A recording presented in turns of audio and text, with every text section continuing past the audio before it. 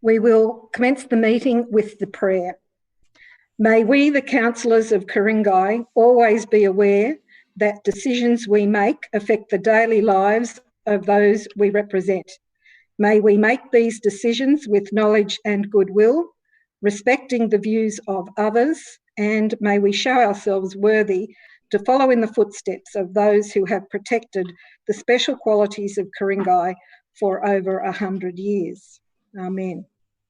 On behalf of Council, I recognise the traditional custodians of the land, the Ku-ring-gai people on whose land we meet. Ladies and gentlemen, councillors, welcome to the April Ku-ring-gai Council meeting. Due to the COVID-19 situation, this council meeting will be held remotely. Before the meeting begins, I will outline a few points regarding this evening's proceedings. During the meeting, councillors will appear on screen and staff will appear on screen if questions are directed to them by the council. Tonight's meeting will be live streamed on the council website at www.kmc.nsw.gov.au/live stream. The webcast of the council meeting will remain on the website until the minutes of the meeting are formally adopted by council. The live stream will commence once the Mayor is seated and will cease if council goes into a confidential session where the public and the press are excluded pursuant to Section 10A of the Local Government Act. Council meetings remain open to the public online, but speakers now address the council through the monthly public forums and not at council meetings. Again, due to the COVID-19 situation, the public forum proceedings preceding this council meeting did not occur as normal. However, the public were encouraged to send in video, audio or written submissions, and 7 submissions were received. For more information about addressing council during COVID-19, please visit our website at www.kmc.nsw.gov.au. All present tonight must refrain from engaging in disorderly conduct, publicly alleging breaches of the council's code of conduct, or making other potentially defamatory statements. Councillors and council staff must declare and manage any conflicts of interest they may have in relation to any item of business that is the subject of the meeting agenda this evening. I will now call for any apologies. All councillors present. General Manager, are there any staff apologies? There are none from the staff, Madam Mayor. Thank you. Councillors, are there any declarations of interest? Councillor Nye. Thank you, Madam Mayor. I declare a non-significant pecuniary interest in item C2.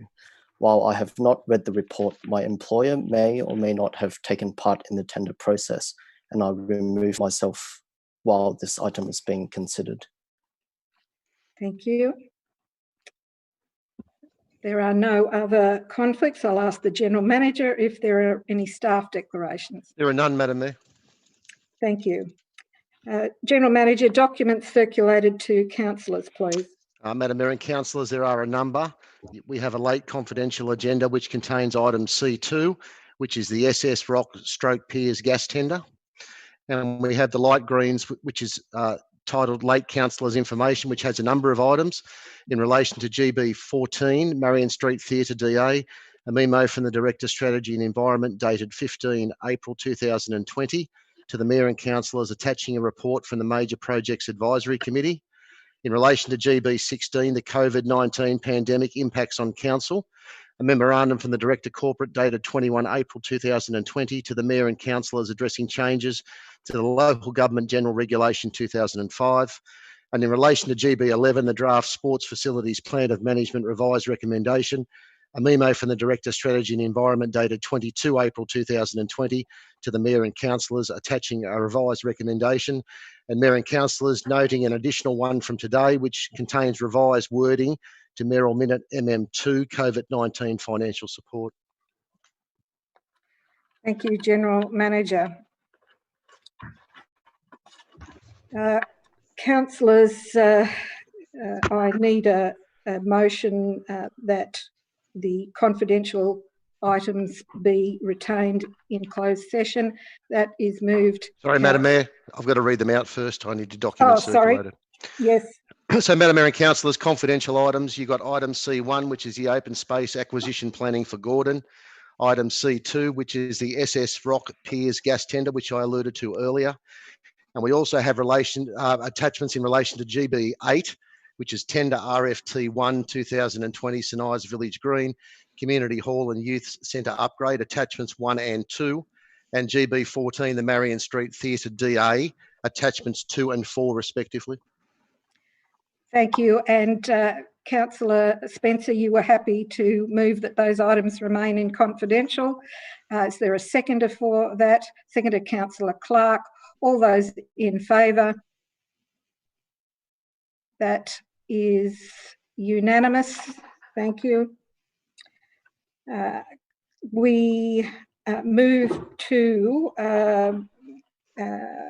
the confirmation of the minutes of the ordinary meeting of council, which was held on the 17th of March 2020. Is there a mover for those minutes? Moved Councillor Clark, seconded Councillor Smith. All those in favour? That is unanimous. We move to the mayoral minutes now. And we have two mayoral minutes. MM1, Councillor Superannuation Submission for the Office of Local Government Discussion Paper. So there are no changes to that mayoral minute. I'll be moving that as printed. I think it is fairly straightforward, but I will open the item for any councillor comment or questions. Councillor Kelly? No, thank you. Any councillor comment? Yes, Councillor Spencer. I was just wondering if this is the correct time to speak for or against, or to suggest something, or you just are asking for comments? Well, I'm putting that. I'm moving that motion. So before I put it, you most certainly can now ask any questions or comments on the matter. Sorry, may I just clarify? You're just putting this now. It is not a vote to. So I'll just let you move the. Yes. So motion. I have moved that as printed. So you may speak to it now. Thank you. Well, I've read this with great interest, and I understand that the recommendation from the mayor was to go with 4. In my view, I find that 1 would be more appropriate at this time. The timing is really poor for us to talk about any increment for us, especially at this COVID-19 pandemic, where we have people out of job, people running around, long queues at Centrelink and so on, people starving, dying, and so on. And I find that it might be best for us in Ku-ring-gai to go with 1 to maintain the status quo. And then, look, this is just a submission, I understand, and it will go to the local government New South Wales, and then they put together a submission. It could be 1, 2, 3, or 4, we don't know. And then that would then be taken to Parliament, and then Parliament will then make a decision. But the point I'm trying to put forth is that we should maintain status quo for this council for that particular reason and nothing more. Thank you. Thank you. I would just comment that, of course, the timing of this is not of Council's instigation, that this is a discussion paper put out by the Office of Local Government. They're looking at the matter now, so submissions have to go in now to meet their timeline, which hasn't changed at this point in time anyway. Perhaps Director Marshall, if you could make some comment about the financial implications of this.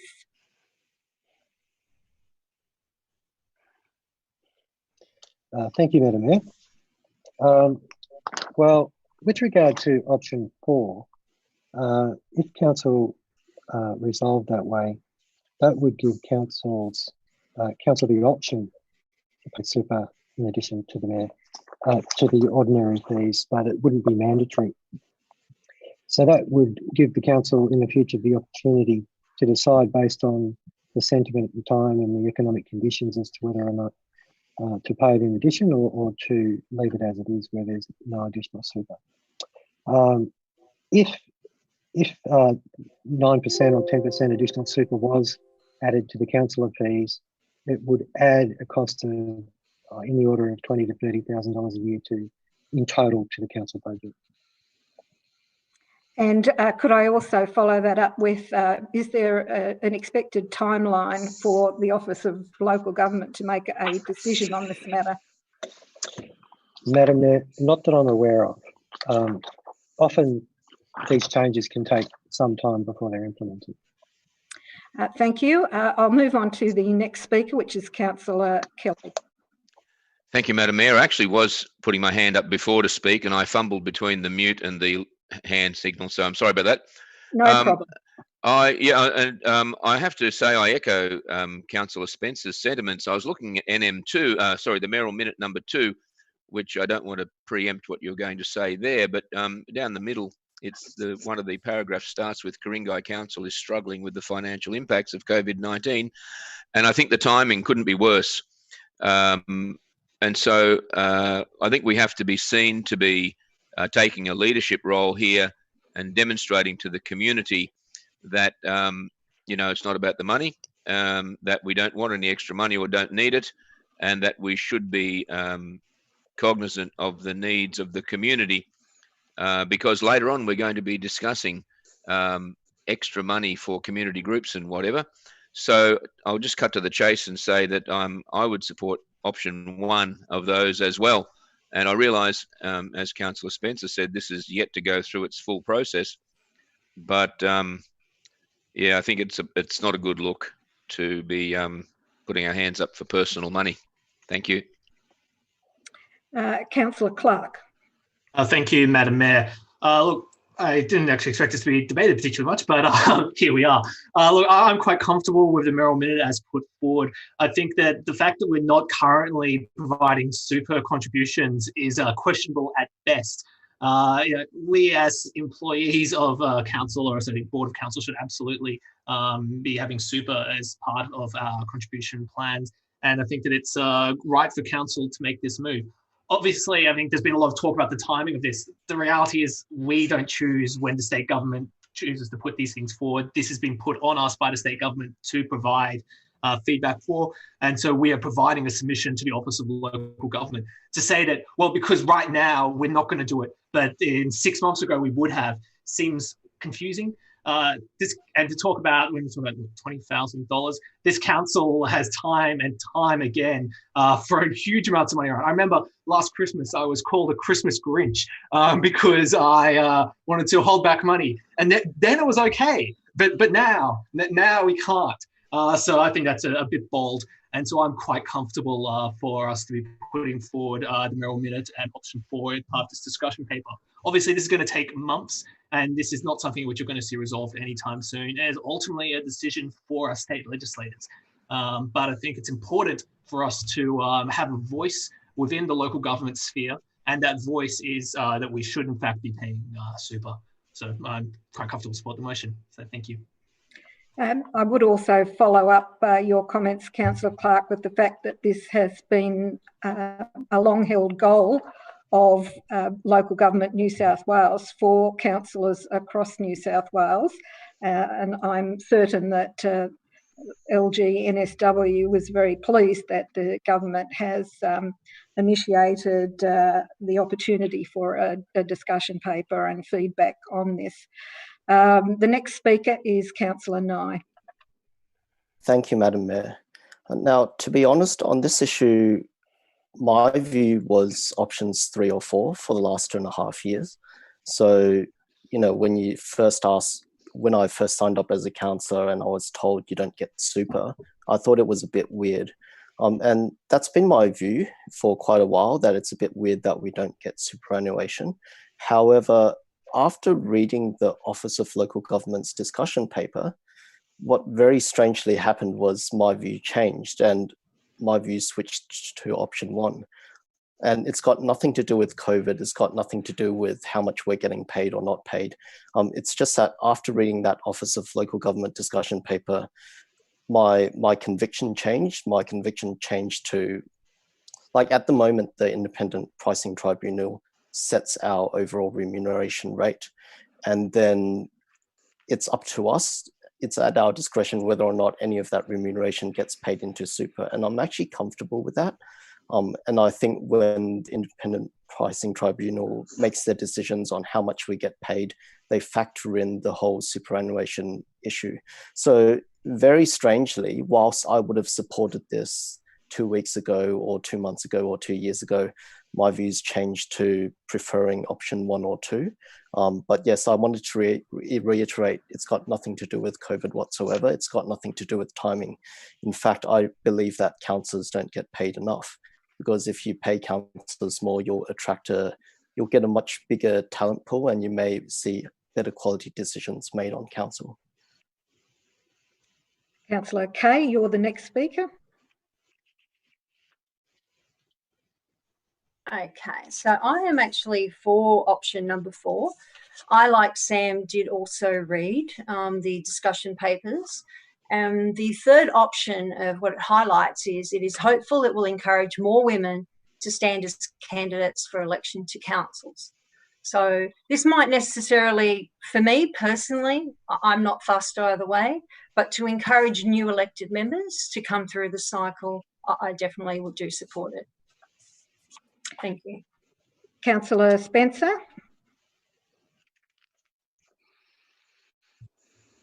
Thank you, Madam Mayor. I've spoken, so I have a question, please.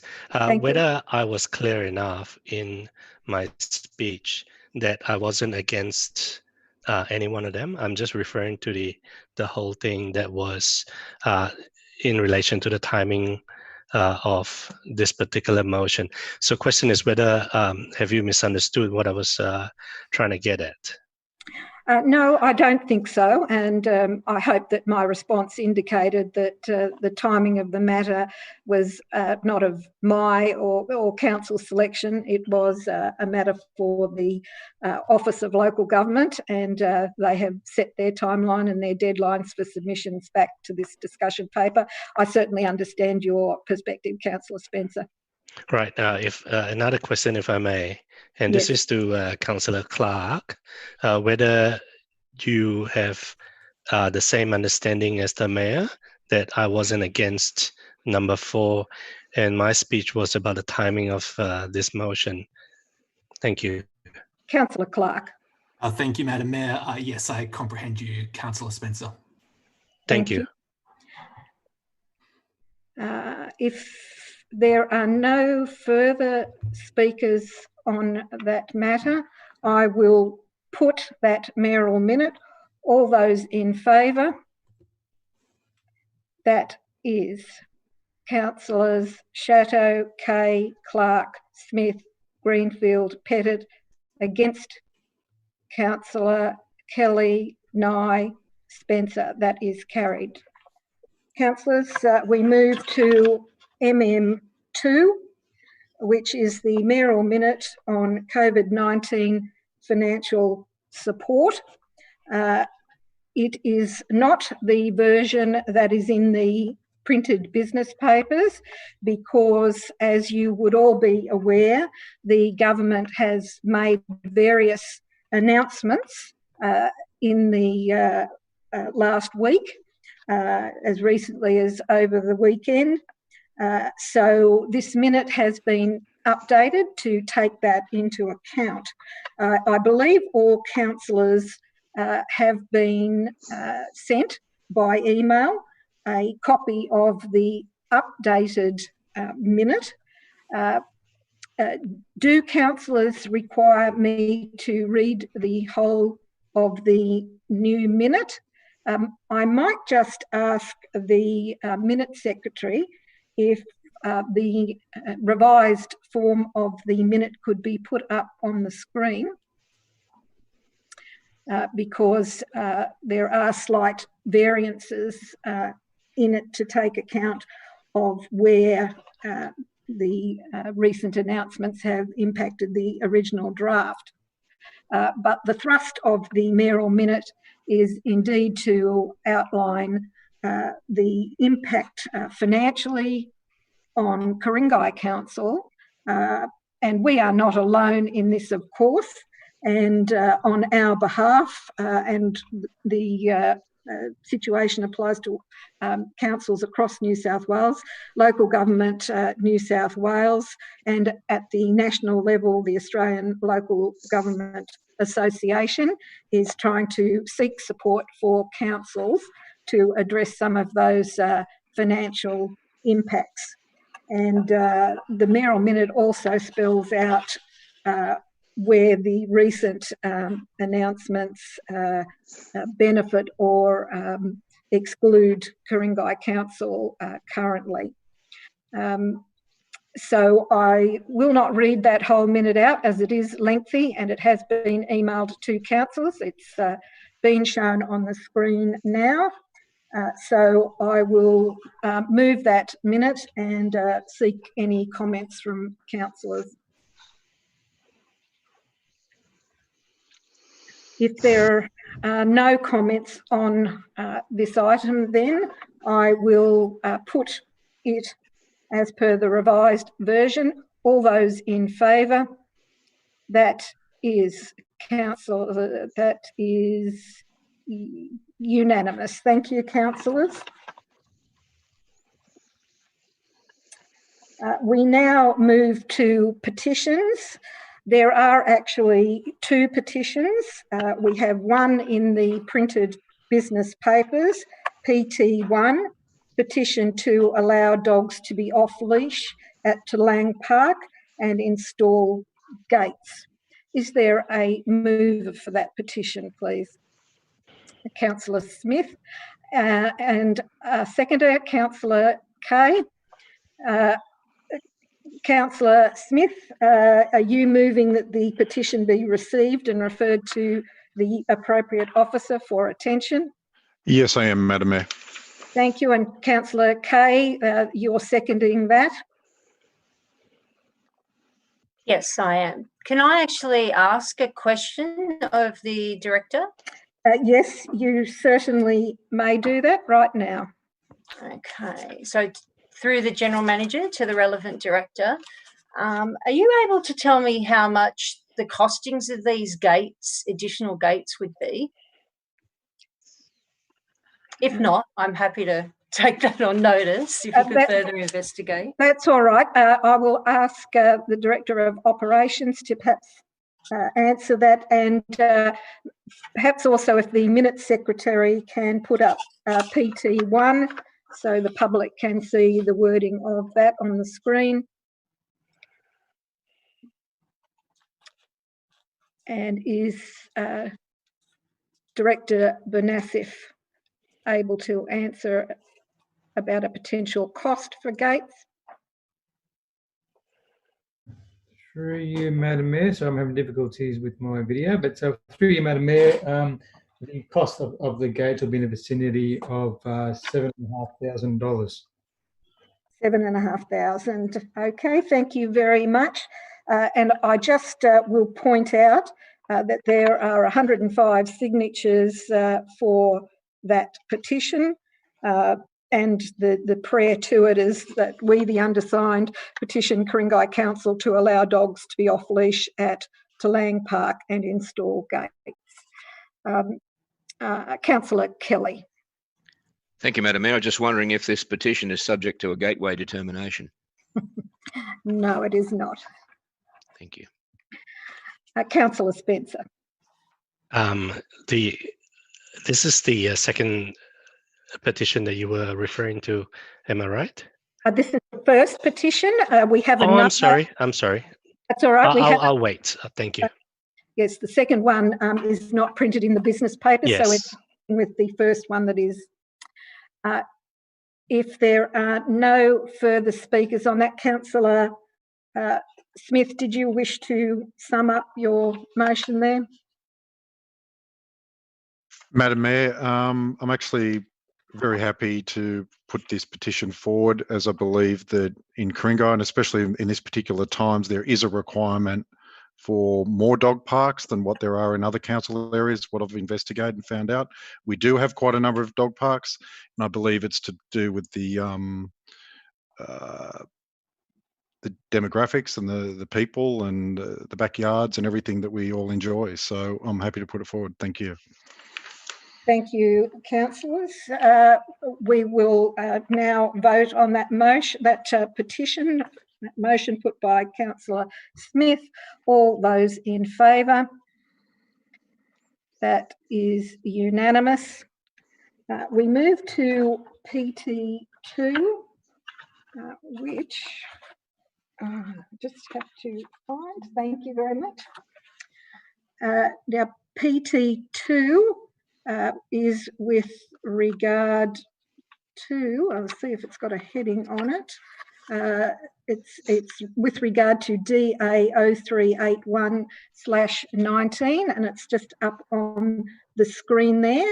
The prayer for that is, we vehemently oppose the plan to demolish existing structures and construct a seniors living development comprising 5 dwellings, basement parking, landscaping and associated works, state environmental planning policy, housing for seniors or people with a disability, 2004 at 70 Warangi Street, Turramurra.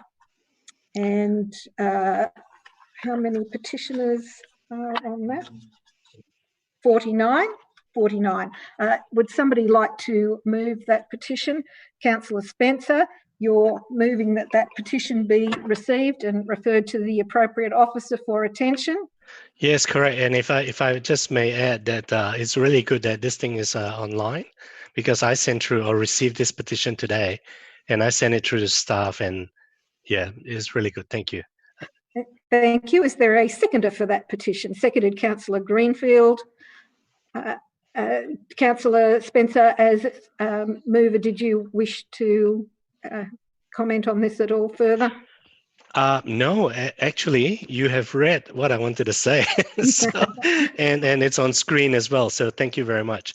I just move that this petition be accepted and referred to the relevant staff or department. Thank you.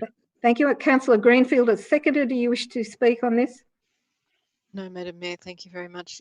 You said everything that needed to be said. Thank you. Thank you. If there are no further speakers on this, Councillor Spencer, do you wish to sum up? No, thank you. All right, I will put that motion to the floor. All those in favour? That is unanimous. Thank you. We now move to general business, and I invite councillors to nominate any item on the agenda that you wish to have a site inspection. None. I invite councillors to nominate any item on the agenda that you wish to adopt in accordance with the officer's recommendation, allowing for minor changes without debate. Councillor Nye. Thank you, Madam Mayor. GB1, Ku-ring-gai place-based strategy post-exhibition, the officer's recommendation. One, is there a seconder for that? Seconded, Councillor Clark. All those in favour? That is unanimous.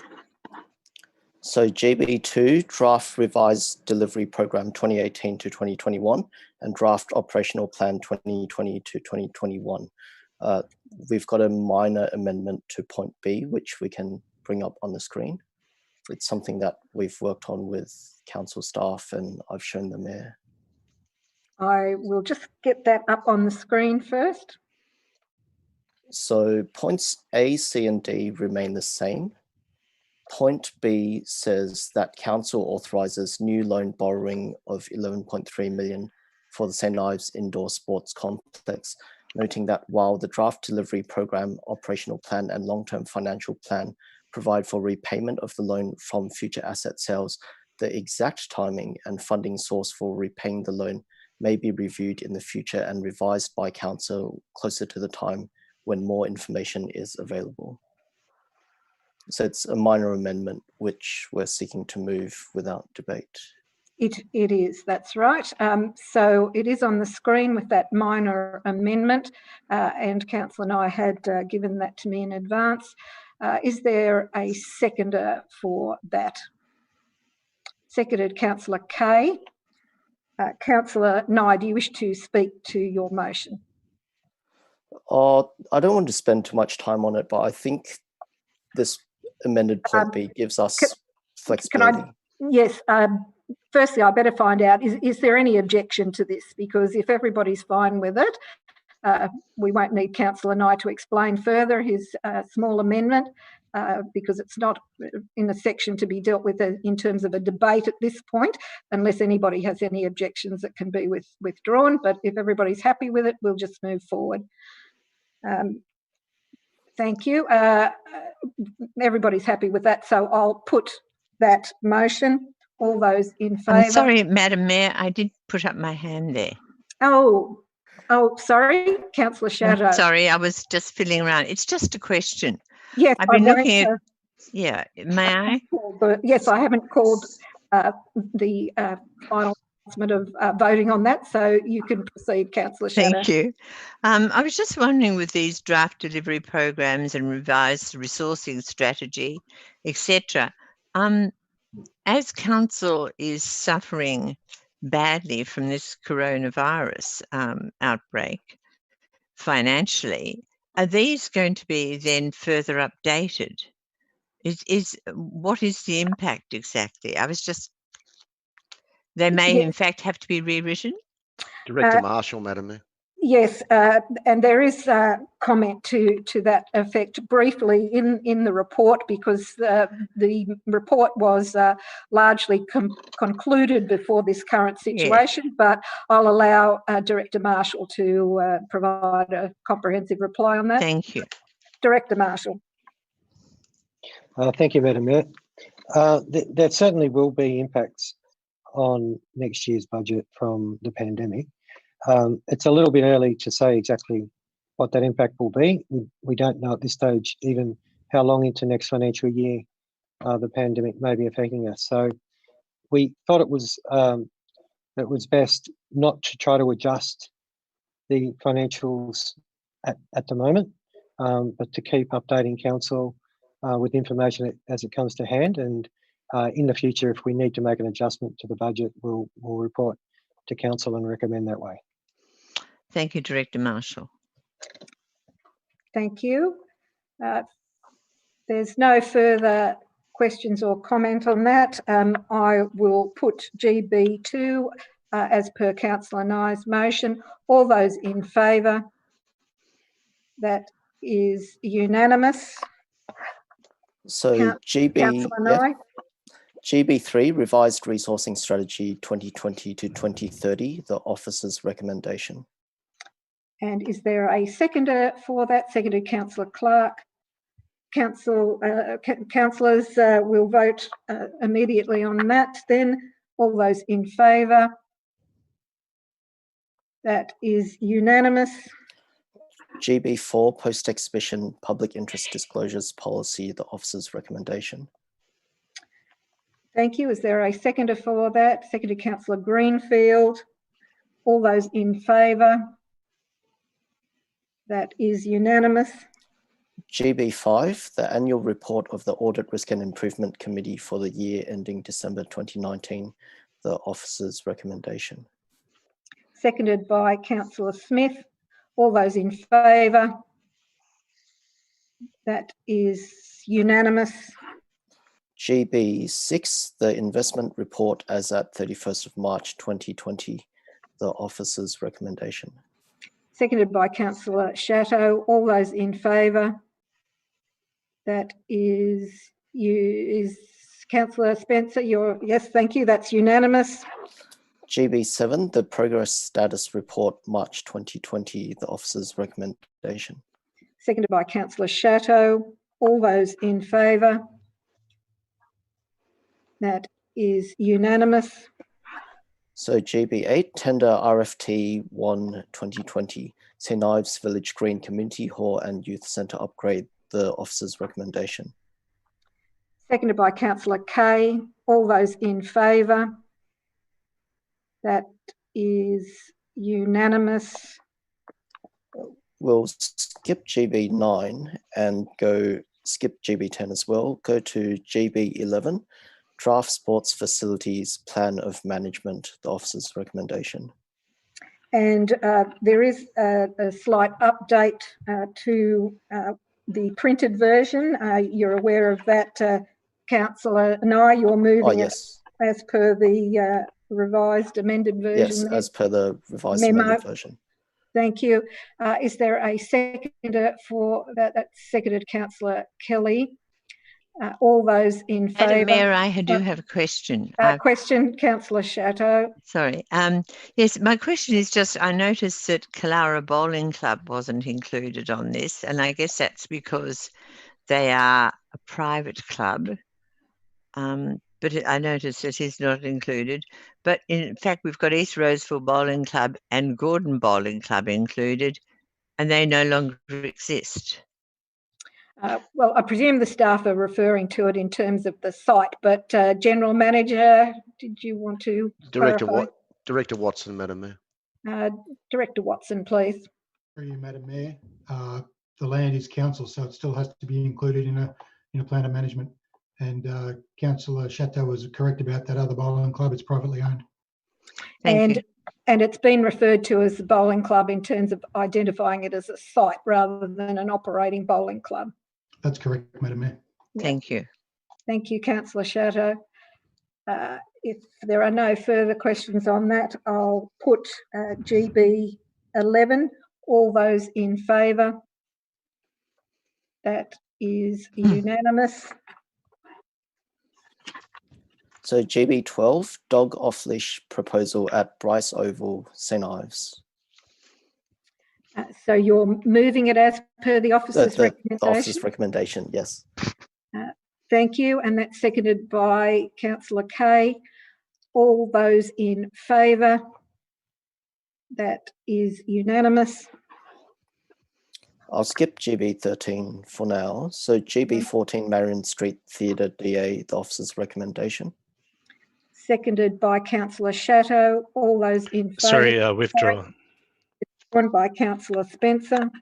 Okay. GB 15, St. Ives Indoor Sports Centre update, the officer's recommendation. That's seconded by Councillor Smith. All those in favour? That is unanimous. Thank you. And GB 16, COVID-19 pandemic impacts on council, the officer's recommendation. Thank you. And we have a seconder for that, Councillor Kay. All those in favour? Withdrawn. Sorry, Madam Mayor. I was just fiddling with my mute. All right. I haven't called the vote on that by counting, so we'll have that withdrawn by Councillor Kelly. Sorry, a bit slow. No problem. We're getting used to a new process. Councillor Nye? I'll try one more. Item C1, open space acquisition planning, Gordon, the officer's recommendation. C1, that's seconded by Councillor Chateau. All those in favour? That is unanimous. All right. Councillor Nye, you finished there now? Yes. And nobody else wishes. Madam Mayor. Councillor Clark, you do? Yes. Yes, Madam Mayor. Thank you. I don't believe we actually withdrew GB10, so I'd like to move GB10 as per the officer's recommendation, which is the Climate Change Policy and Action Plan. Yes, withdrawn. Was withdrawn. There we go. Councillor Nye said he wouldn't move that without debate, but yes, it hadn't been formally withdrawn. So Councillor Clark was able to move that, but Councillor Kelly is withdrawing it. All right, and also I'd like to move item C2, so I'll just wait for Councillor Nye to be moved into his banishment room. All right, Councillor Nye has declared a conflict for C2. So we'll just wait for Councillor Nye to leave the meeting for a short time. Councillor Nye has now left the meeting. Councillor Clark. Thank you, Madam Mayor. I'd like to move item C2, the SROC Piers gas tender as per the officer's recommendation. And is seconded by Councillor Kelly. All those in favour? That is unanimous. Thank you. All right. I think that's all of them apart from the NMs and the ones that have been withdrawn. So I think we'll have to call it there and debate the rest. Yes, I think that's right. So that takes us, let me just double check, to GB9. Yes, GB9, assessment of planning proposal for Linfield Village Hub sites.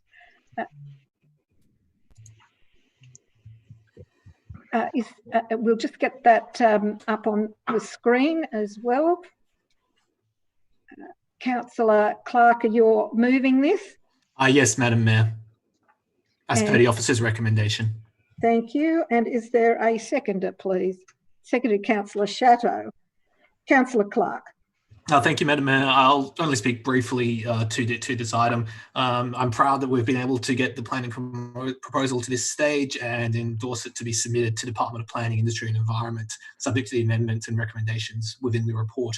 And I hope all other councillors see fit. This has been a long-running process, and it's been involved with a number of different consulting agencies. And so I commit it to the floor and look forward to the debate. And the seconder, Councillor Shatto.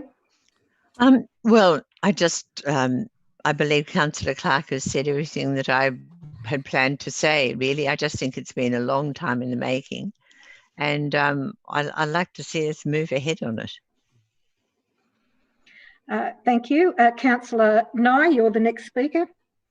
Thank you, Madam Mayor. I've just got one question through you to the relevant director.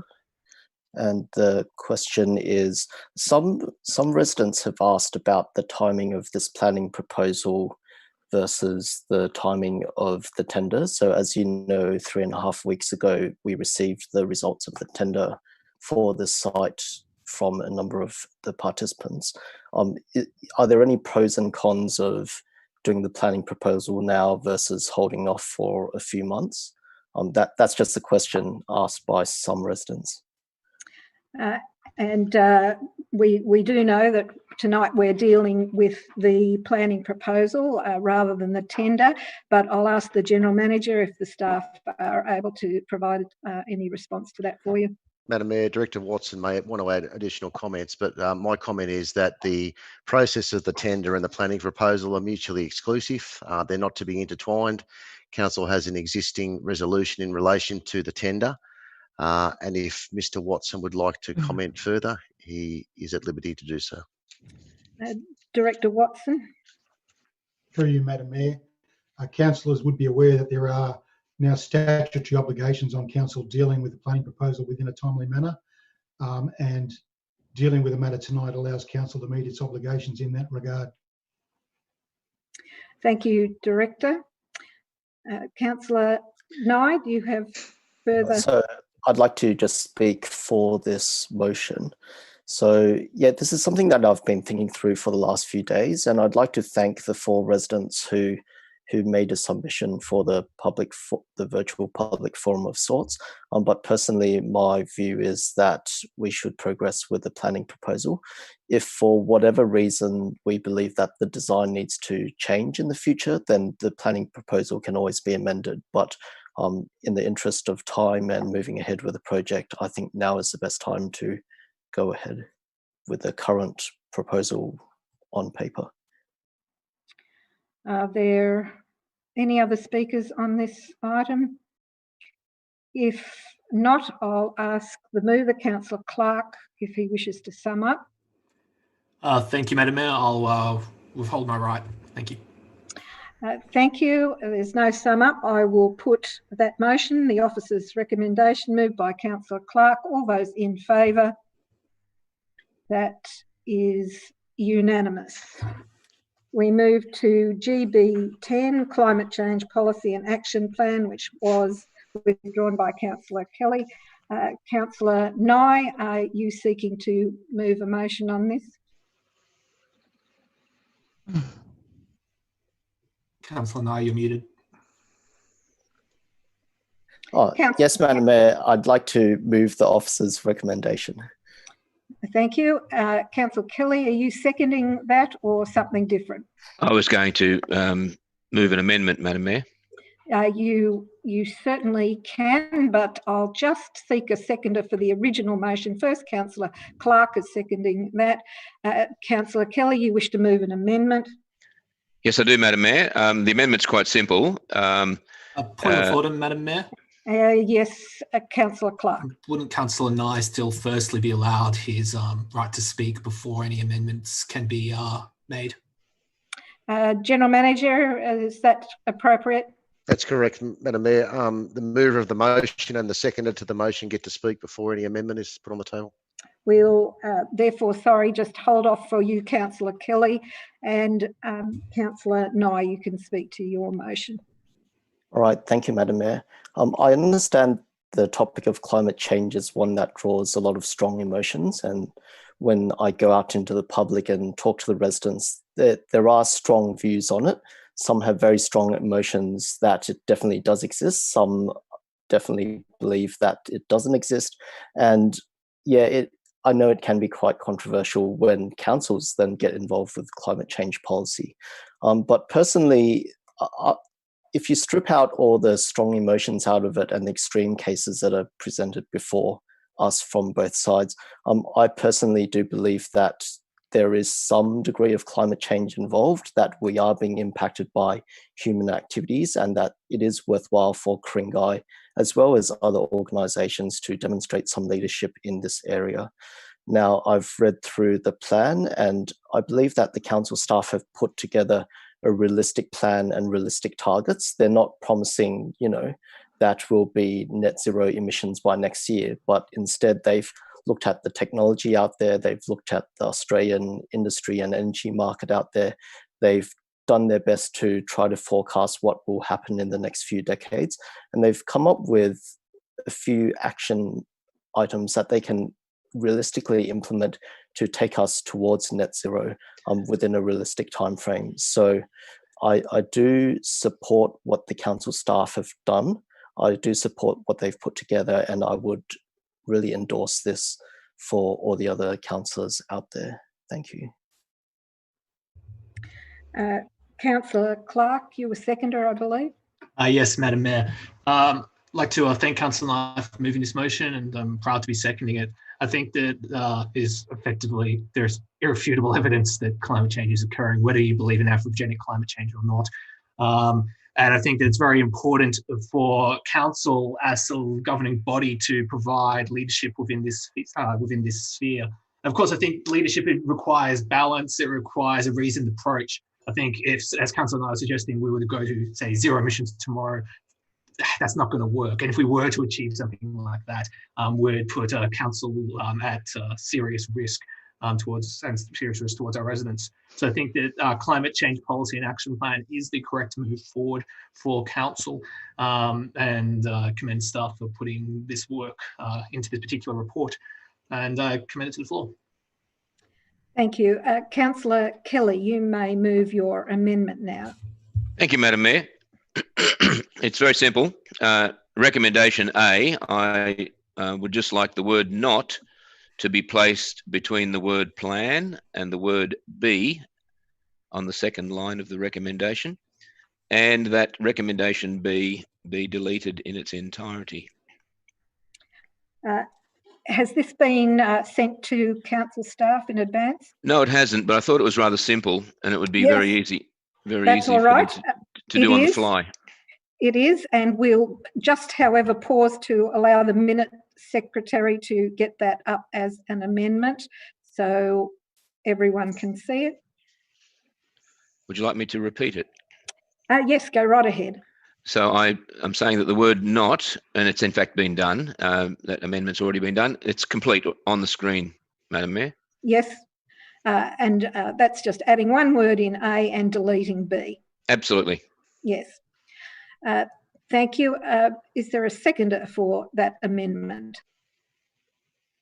Goodness me. Seconded, Councillor Pettit. Councillor Kelly, do you wish to speak to your amendment now? Yes, I do, Madam Mayor. Thank you. And I crave the indulgence of the chamber. I agree that climate change exists. Of course, the degree to which it exists is been in debate and probably will continue to be in debate for a long time. To say that we have the technology for a net zero emissions target by 2030 sort of ignores Moore's law that says the technology is all changing every 6 weeks. We get such a huge improvement in the technology we have available to us. And I'm reminded of in the 1980s, for those of us who can remember, the huge oil crisis that we thought we were going to be out of oil within the next 5 to 6 years. And it was only the fact that the technology to measure the oil under the ground wasn't available to the same degree as it is now. And what put the kibosh on the great oil crisis was the ability to find that there was in fact more oil available than we could previously measure. So I think a climate change, my personal belief is a climate change policy, and I should say it's not only my personal belief, it's the belief of quite a number of people in Ku-ring-gai, being a conservative area. It's almost like having a policy on whether there's a God or not. There's so many people who believe one way or the other, and there's those who are agnostic, and there are atheists. And I think climate change is one of those very issues. And I echo one of Councillor Nye's comments that when councils get involved in this sort of stuff, it's potentially dangerous. We could all have egg on our faces. I mean, we could have egg on our faces over lots of things, I guess. But I just find that this is, this whole topic has basically been wiped off the media for the past few weeks because of the advent of COVID-19. And so, my word was that a fantasy has been replaced by a reality. And the public attention has been quite correctly focused on a real problem, and that is the COVID-19 pandemic. And while the imagined problem of climate change has been relegated quite rightly to the dustbin, temporarily at least. So that's the reason for my suggested amendment. And there it is. Thank you. Councillor Pettit, as seconder of the amendment, do you wish to speak to it?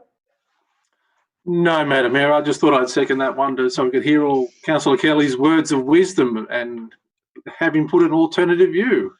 So I'll leave it at that. Thank you, Councillor.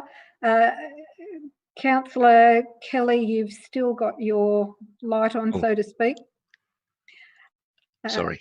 That's all right. Councillor Spencer, your next speaker. Thank you. I would like to speak against the amendment. Very sorry for this, Councillor Kelly. Now, I have been involved in climate change policy debates since 2011, 2012, from state and federal levels.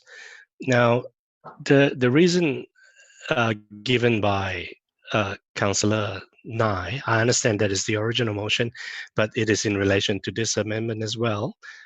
It is quite, it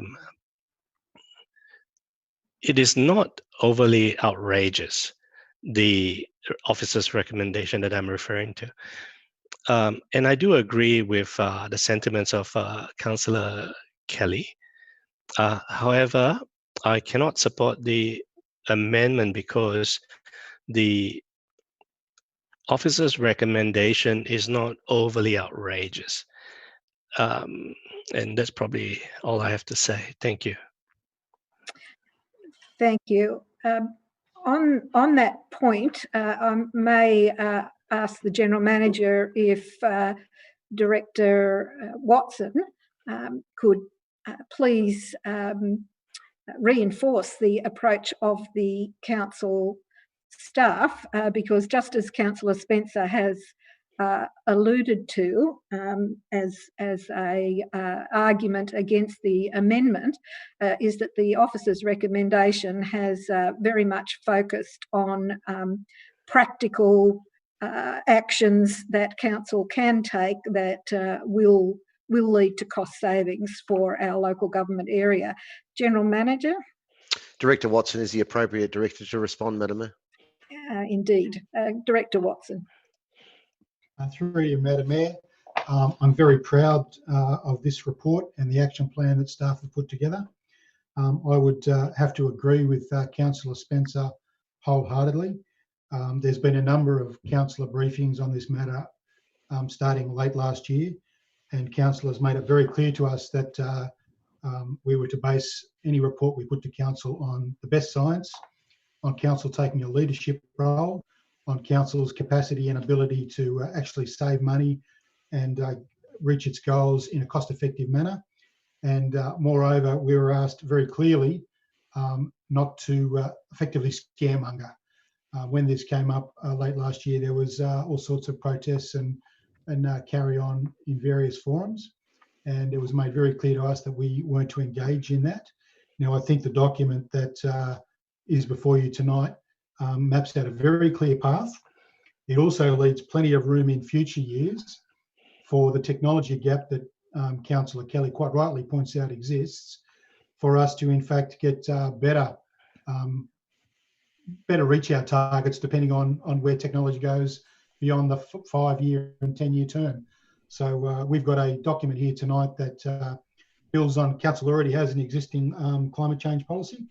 The federal government has signed up to the Paris Agreement, and we think this maps out a pragmatic, feasible and cost-effective way of council contributing its bit along that path to net greenhouse gas emissions. Thank you, Director. Councillor Nye, you're wishing to speak to the amendment? Yes, so I'd like to speak against the amendment. Just a very quick comment. If this amendment were to be put through, what would happen is we won't be adopting Climate Change Policy version 3, and we'll still be stuck with Climate Change Policy version 2 from 2015. And if we stick with the 2015 version, then it does feel a bit out of date. So I do feel that there needs to be a bit of a revision, and I would say we need to take some action in this space. Thank you. Councillor Spencer, you have a question? I do, yes, thank you. It is to Director Watson, through you, Madam Mayor. Just to convince myself that, rather to double check that my intention to vote against the amendment is the correct decision, is that if Director Watson could distinguish this staff recommendation and some suggestions which is in relation to climate emergency. Director Watson. Through you, Madam Mayor, council staff have not recommended or proposed that council declare a climate emergency. Thank you. I'm clear now. Thank you. Thank you. If there are no further comments on this item, I will put the amendment, which is Councillor Kelly's amendment. All those in favour?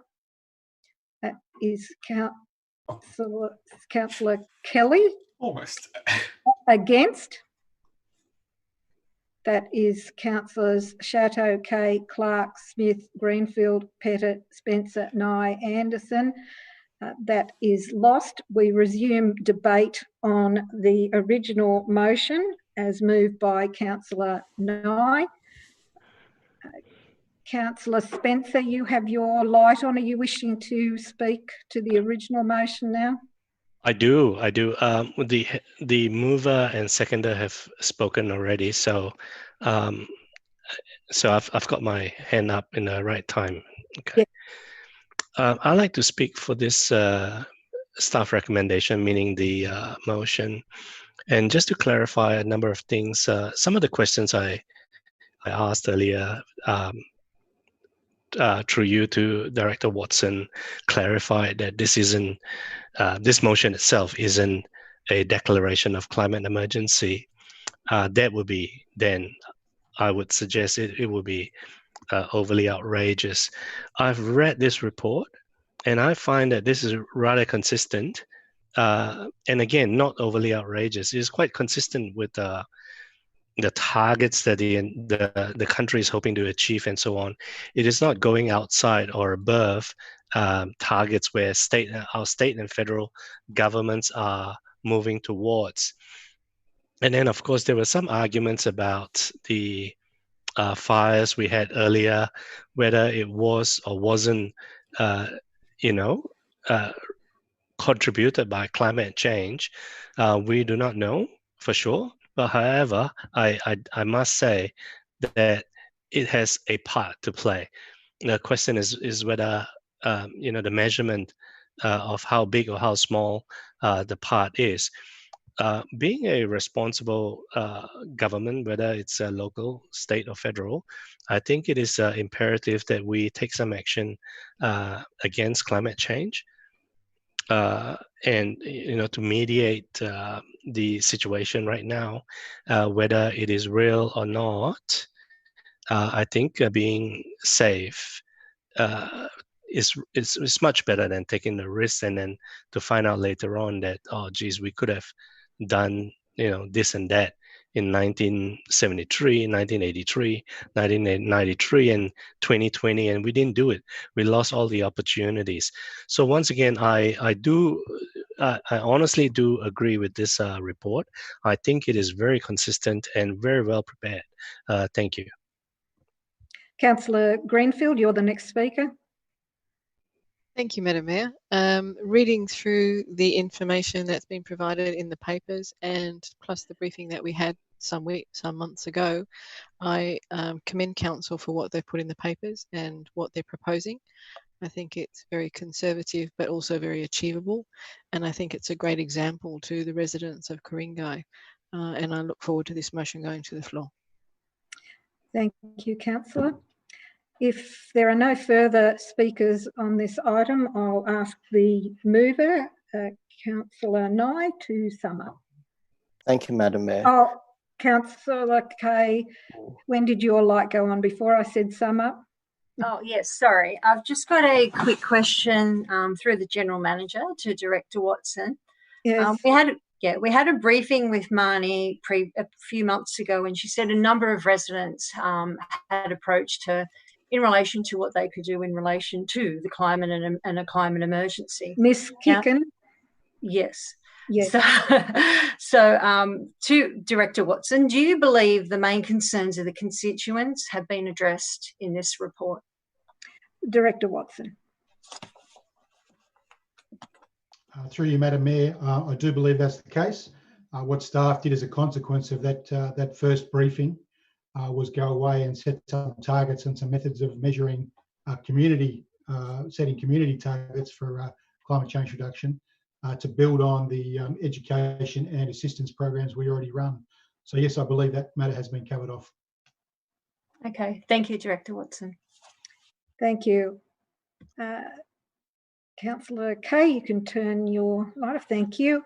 There being no further speakers on the matter, I'll ask Councillor Nye as the mover to sum up, please. Thank you, Madam Mayor. So in summary, I believe that council staff have done thorough research of the environment that we're in, of technological and demographic changes coming up in the future, of coal-fired plant decommissions.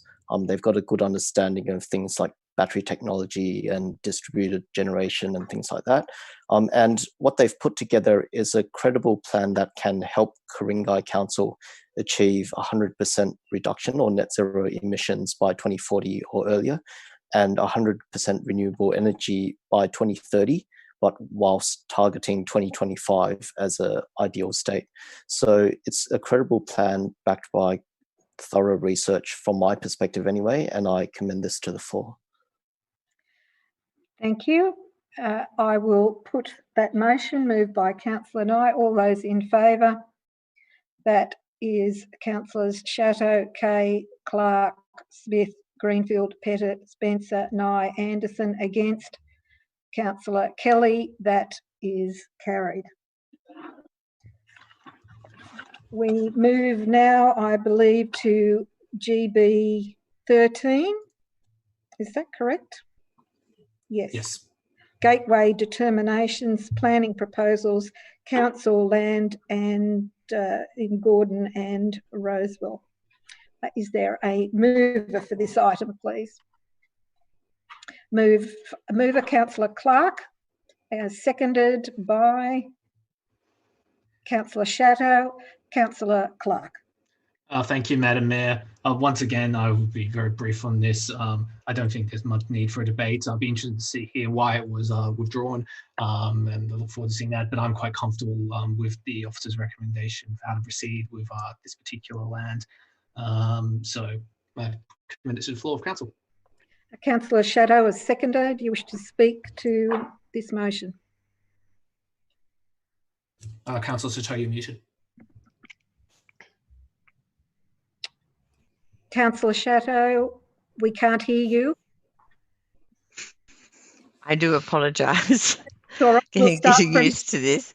Yes, so I'll begin again. I'm just a bit flummoxed. I'm not quite sure. I put up my hand to support this. The council determines how to proceed with council-owned land. Does this mean we make a decision? Well, that is the summary, but on yes, when we go on to page 500, yes. the full motion is there that the council write to the Secretary of the Department of Planning and Industry and Development and request that the conditions attached to the gateway determinations for planning proposals for 4 Pennant Avenue, Gordon and 47 Moraine Road, Roseville be reconsidered for the reasons outlined in this report, and B, that should an unfavourable response or no response be received within 30 days, then an application for a formal gateway review be prepared and submitted to the Department of Planning, Industry and Environment. So you're still happy to second that? Yes, I am. Thank you. Yes, I did read the report, but I must say I hadn't gone to the back to this recommendation. Yes. No, absolutely. Absolutely support that. All right. And you wish not at this stage to make any further comment on that? You're just supporting that recommendation? No, I'm happy to make a comment. Yes. I just think, sorry, I'm just dealing with this. That's all right. We want it reviewed because we feel that an R3 was a zoning that has was supportable rather than R2. Correct. So the application was for R3. Yes. And it came back as R2.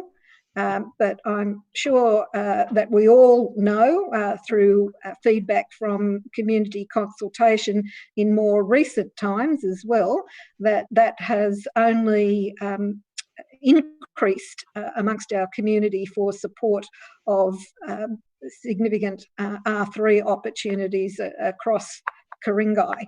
And of course that consultation and feedback was not available at the time that this was originally lodged. As you will know, it has taken considerable time to get a response or an answer on that application. Yes, indeed. So yes, so we do have even more information to substantiate council's case and support amongst our community for R3. Yes, definitely. The townhouses are what people really want to have here. Absolutely. Yes, Councillor Kelly.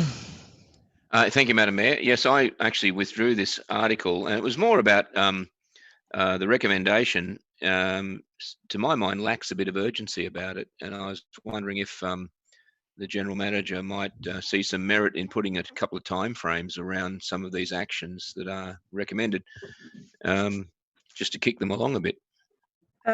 Well, Councillor Kelly, the recommendation as moved by Councillor Clark requires a 30-day response. Sure. General Manager, do you wish to add anything to that? Madam Mayor, I think the 30-day response for the soft review is appropriate. Once we put in for a formal review, we're then in the hands of the department. And Director Watson and I talked about this matter today. In some circumstances, a formal review has taken up to 2 years, and that's completely out of our hands. But I'm happy for Director Watson to add any comments as he sees fit. Director Watson, do you wish to make any comments on the timing? Through you, Madam Mayor, I would have thought a 30-day time limit for them to come back to us was pretty good, given that it's taken more than 2 years to get to this point. And in the event that we don't get any response within 30 days, I'm happy to report the matter back to Council further at the next OCM or the one immediately thereafter. But 30 days, I think, is appropriate given the significance of the matters. Councillor. Madam Mayor, that wasn't the issue. I was quite happy with the 30 days. It was the timing after that, how quickly we respond after that, that I thought could benefit with a time frame on it. But Director Watson's answer satisfies that the OMC following the 30 days is adequate, I think. Thank you, Councillor Kelly. Councillor Spencer, your next speaker. Look, it's really a question, and I am not sure whether it is worth amending the wording on to perhaps a question through you to corporate lawyer. Yes, Councillor Spencer. Which is in relation to B.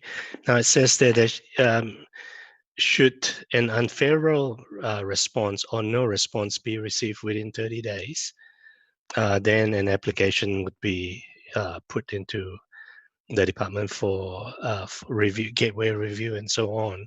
It's just that the wording there, it's not really serious, but then this question is to Jamie Taylor. I'm sure he would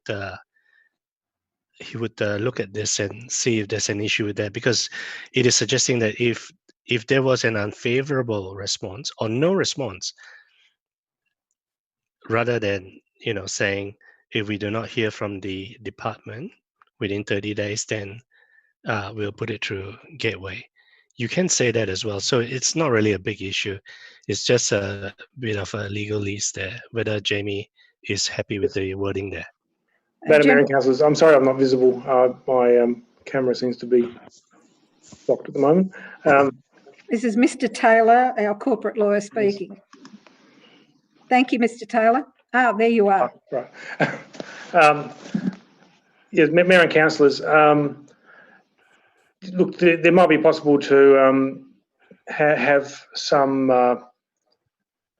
intermediate action between not getting a response within 30 days and making a formal gateway review application.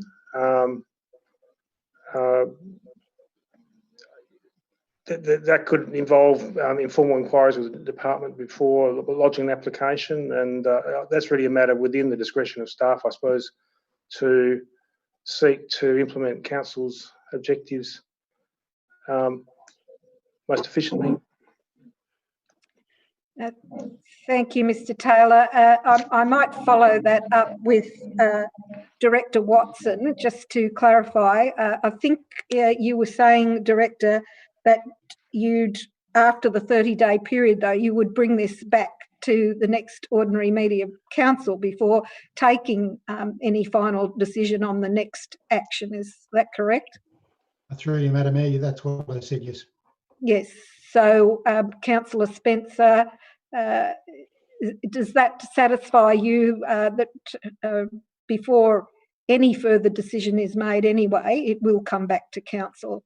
May I suggest that if we're not really debating on this, may I suggest that Director Watson and corporate lawyer Jamie, I'm happy to support this, but then they can take this away and then make some wording, refinements to B.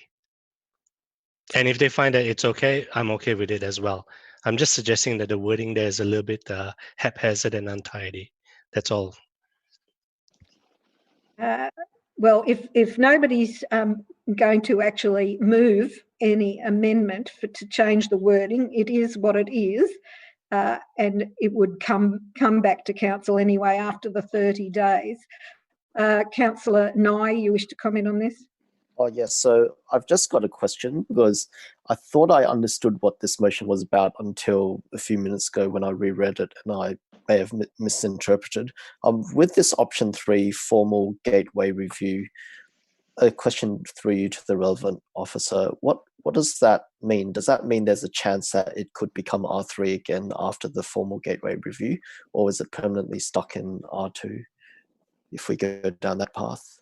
Madam Mayor, General Manager. Madam Mayor, the review would be to challenge the current zoning of R2 with a view to uplifting it to R3 in simple terms, but Director Watson may wish to add further comments. Director Watson. Through you, Madam Mayor, that's correct. We would hope that the what's been referred to as a soft review would lead to council getting the outcome for which it originally sought a gateway, which was R3. And that failing that, we'd bring the matter back to council, and then council can work out whether it wants to go the formal gateway review or in fact settle for the R2, which is what council has been given concurrence to advertise. In terms of the timeline that Councillor Kelly alluded to earlier, councillors would be aware of the Lord's Retirement Village matter in Killara. That's been in the hard or the formal gateway review process for more than 2 years. So that's not a process that leads to the timely outcome that Councillor Kelly was looking for. Barring a favourable soft review, we bring back to council and look for an alternate pathway forward. So, Councillor Nye, does that answer your question? So that answers my question, and I'll now like to speak for this motion. Okay. So yeah, I originally was going to speak against this motion because I had a misunderstanding of what it was about. I had this feeling that it was saying that we should go with R2, but that's not the case. As we know, the draft housing strategy is currently out for public exhibition, with submissions closing 8th of May, so next Friday. I'd encourage all residents to look through it and make a submission. But as part of that submission, some of the land that one of these bowling clubs sits on is being considered as potentially townhouses. So it would look a bit funny if we ended up having a bowling club land being R2 when all the surrounding properties are R3. It just feels a bit inconsistent. So I do believe that the state government should and the department should look at this and think about how does it fit with Ku-ring-gai's overall development. And I think it's worth doing this soft review and coming back to it in a subsequent month. Thanks. Councillor Spencer, question? Thank you. Yes, thank you, Madam Mayor. This is the question in relation to B again. I am seeking Director Watson's discretion as to whether B should be clarified or whether there is still some ambiguity in the wording. However, I'm not suggesting that we should. I'm just asking whether Director Watson would be in favor of a minor amendment just to clarify those things. Thank you. Director Watson. Through you, Madam Mayor, I think it's fair to say that both Councillor Spencer and the corporate lawyer have conceded that the wording could have been a bit clearer there. I'm fairly clear about what it means. I've explained what it means, but if Councillor Spencer thinks we need to tidy those words up, I certainly have no objection to that at all. Oh no, I was hoping that he'll tidy it up. I'm not going to tidy that up. Thank you. Well, I think if everybody is understanding what the intentions are, and that it will come back to council anyway before any element of B is actually actioned. So I think that's a safeguard for us for tonight anyway. Councillor Nye? Oh, oops, I'll turn off the light. Turn off, thank you. If Councillor Kay. Okay, so just in relation back to that B, can we maybe use the wording of soft review in that part B of the option? So at least then it can clarify that that's what we're doing for the 30 days. I would feel more comfortable with that being in there. So what, at the end of the first sentence? Well, it says that should an unfavourable response or no response be received within 30 days of maybe highlighting of the soft review. Okay. Just so we can determine what the difference is. All right. Is the mover happy for that wording to be added? Councillor Clark? I believe I was the mover, wasn't I? Yes. Yes. I'm comfortable. I think it's abundantly obvious it's going to come back to council. We've got it in record anyways in this meeting that's going to be coming back to council. If people want to add wording as such, I'm happy to amend part B, but it's obviously already the intention. So I imagine part B for the intention. Yes, I think Councillor Kay just wants it clear that the response we're seeking is to the soft review. Nothing beyond that. That's fine.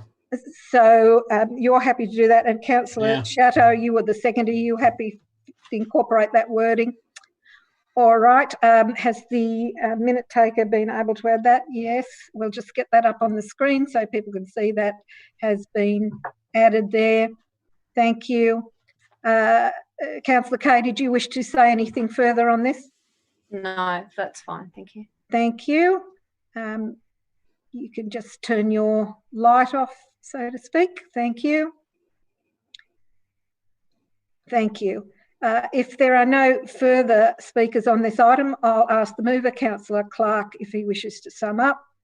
Thank you, Madam Mayor. I'll reserve my right. Thank you. I will put that motion as we've had it on the screen. All those in favour? That is Councillors Chateau, Kay, Clark, Smith, Greenfield, Pettit, Spencer, Nye, Anderson. Against Councillor Kelly. That is carried. We move to GB 14, which was withdrawn by Councillor Spencer. Is there a motion, please?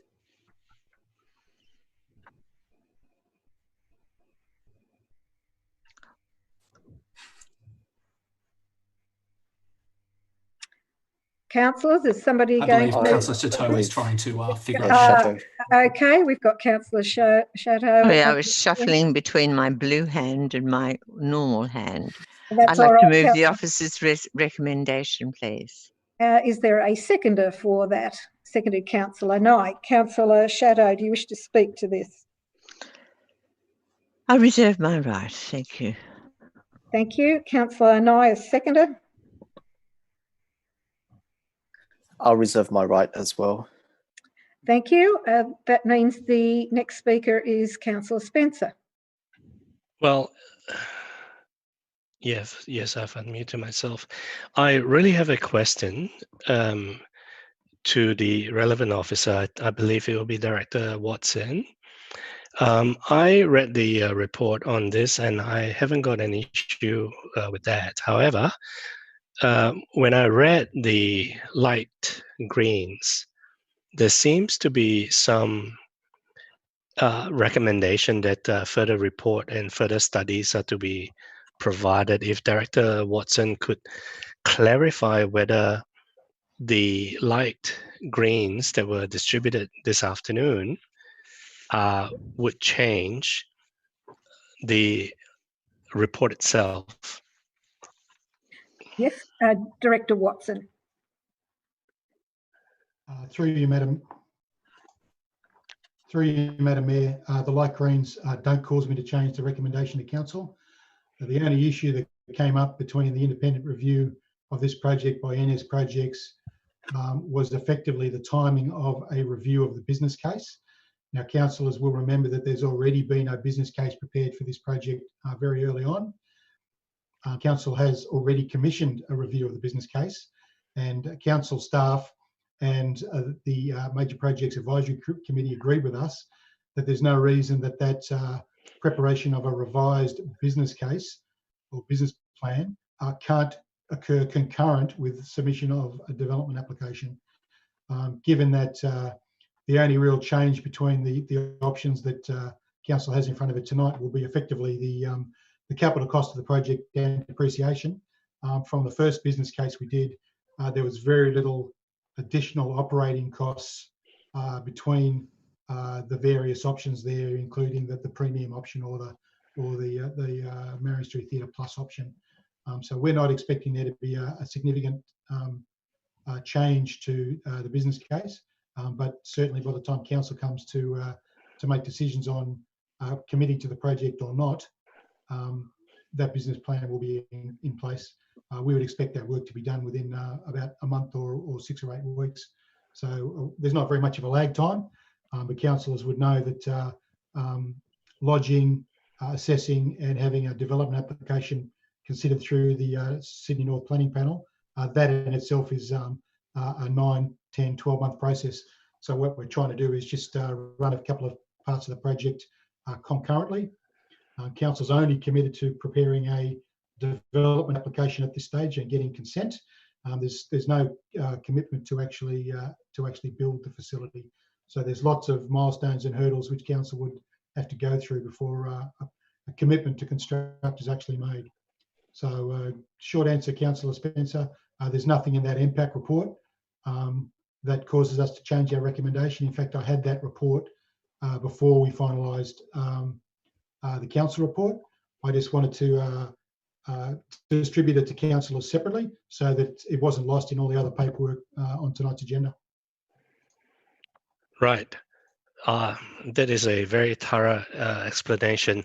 So essentially, the greens that was circulated does not cast doubt on the officer's recommendation, or nothing in the greens would suggest any irregularities in the staff recommendation. To Director Watson, of course, through you, Yes, Madam Mayor. yes, Director Madam Mayor, Watson. that's correct. Yes. Thank you. Thank you. Councillor Shadow. Yes, there's been an enormous amount of work done for this over the years. Even began before I was even elected as a councillor in 2008. And it's very good to just see that we're going to approve, hopefully, an extended master plan design. Also that that there is a proviso in it for doing it in stages if that becomes necessary. I note also that the sale of the bowling clubs is, well, really the development is contingent on finances, and the sale of the bowling clubs is not set in motion yet. However, we have enough support and enough understanding of this in order to be able to approve a DA to go ahead. Have I got that right, Director Watson? Is that what we're approving? Yes, Director Watson. Through you, Madam Mayor, that's correct. All we're doing tonight is lodging a DA. Yes, that's what I thought. We'll commend staff on all the consultation that's occurred and for this and for the paper that we received later on this afternoon, which I think we already had. However, we've now got 2 copies.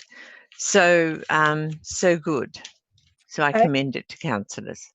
And yes, you are correct, Councillor Shadow. The staff sent that out previously. It's just a formality for the council meeting tonight that it's also included in the Greens. Councillor Spencer.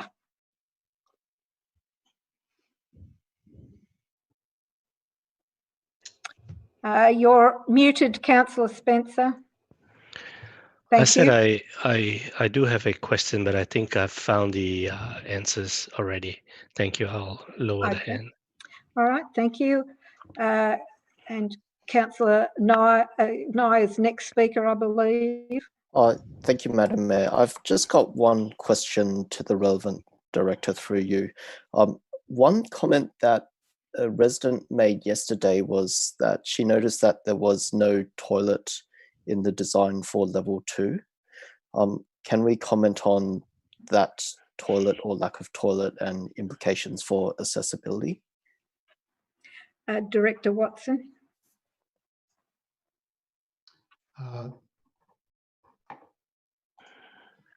Through you, Madam Mayor, as councillors would be aware, toilets take up an awful lot of space and they're very expensive. And the space on that main floor was actually at a premium. So what we did was we put all of the toilet facilities down on the lower level so that they will be accessible to people using Selkirk Park and the cafe during the day. And rather than put in one lift, there's 2 lifts and a set of stairs to gain access to those lower level toilets. Now, anybody who goes to other theatres around Sydney would know that there's not necessarily toilets on every floor, but certainly by having lifts at the front of the building, at the rear of the building, and a set of stairs, we think we've made them as accessible as possible. And by putting them on the lower level rather than the upper level, we've made them accessible effectively for all of the daylight hours when the theatre itself may not necessarily be used. So we think we've reached a compromise that is both cost effective and much more. All right, thank you. Thank you. Councillor Shadow, I see your light is on, but I don't think you're wanting to speak again. Is that correct? Correct. So we're moving on. I'm not quite sure how I take. You've done it. Yes, thank you. Lovely. Well done. Councillor Nye, you're next. No, Councillor Spencer. Yes, I've asked a few questions earlier, so if I may, I'm going to speak against this motion now. Sure.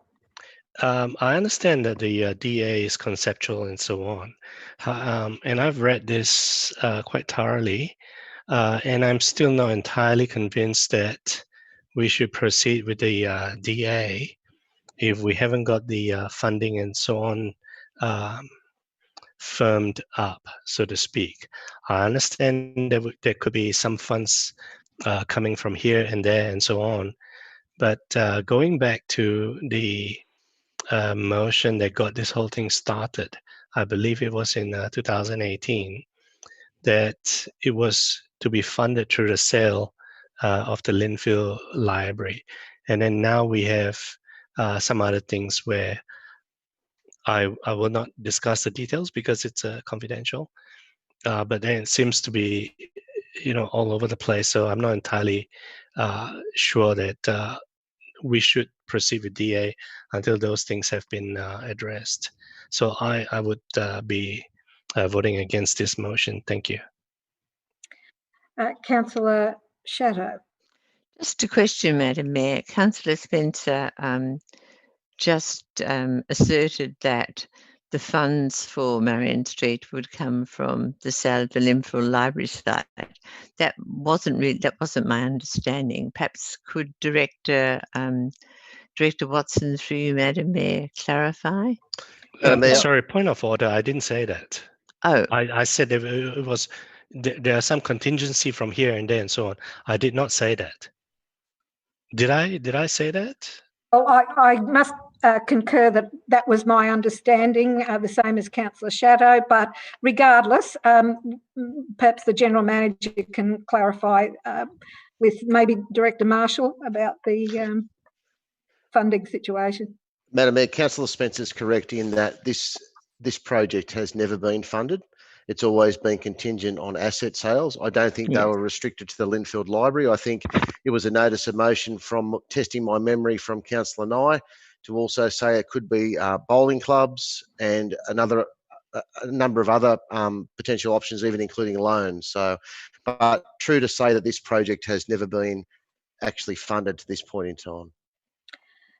And perhaps going to Councillor Spencer's concern, could Director Watson make some comment about the advisability of proceeding with a DA when the financial arrangements are uncertain at this point in time? Through you, Madam Mayor, this project has been included in Council's DP and OP for a number of years now. It's always been included on the basis of design, documentation, and through to obtaining a development application. Council included the project in its financial planning documents on that basis. We would expect that you'd be lucky to see a developed consent this side of the end of next financial year, and then the consent would run for 5 years. And Council always knew that it would have 5 years or so in which to secure its funding. So it's not inappropriate at all to do planning for a project in advance of funding. It may not be ideal. I certainly take Councillor Spencer's point, but there's nothing wrong with having a development application ready for future councils to make decisions about funding or bringing funding forward, whatever they may be.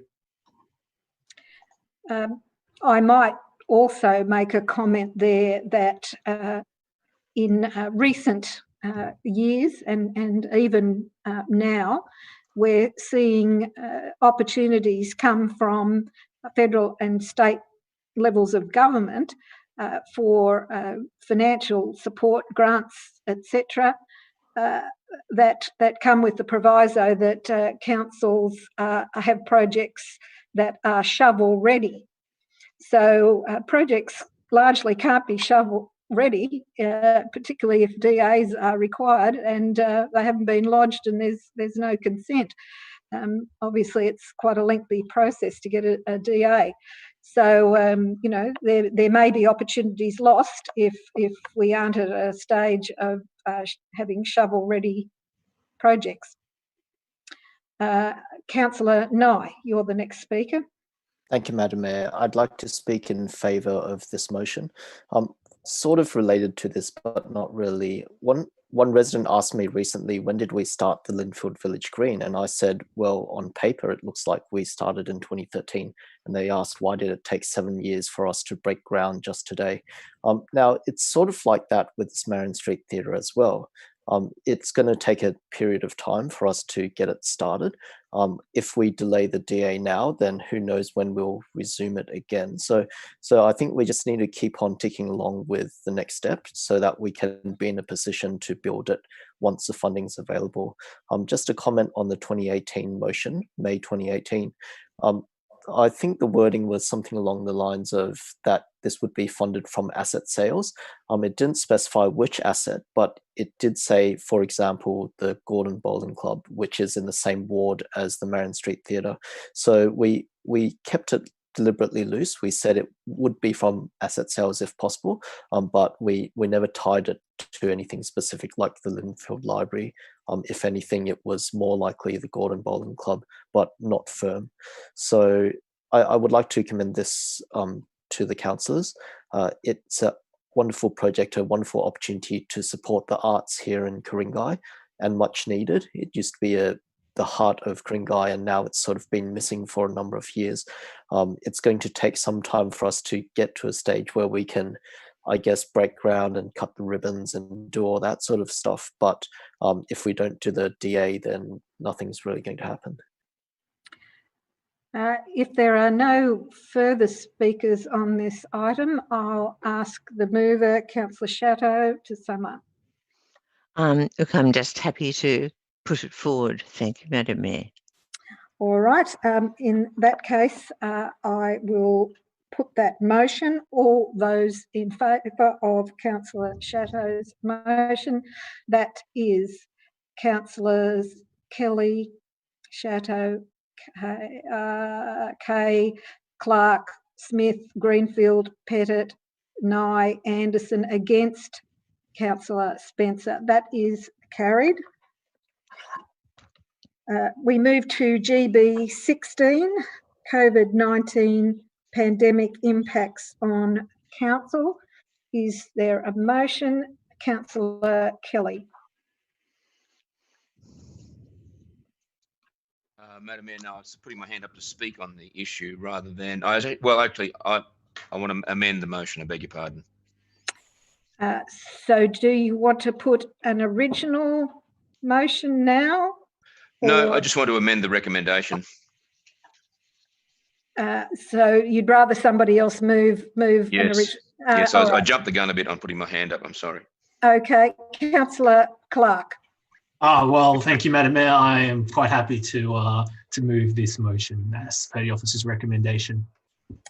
Thank you. Is there a seconder for that? Seconder, Councillor Chateau. Councillor Clark. Thank you, Madam Mayor.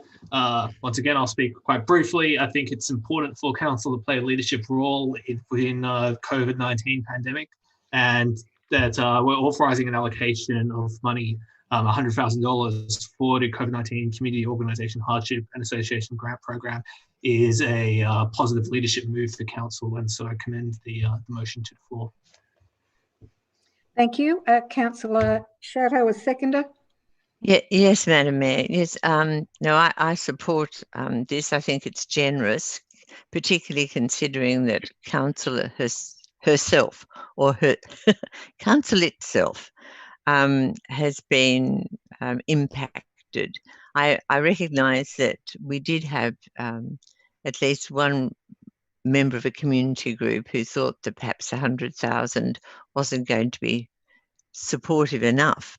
But I think that this is a very good thing for council to do.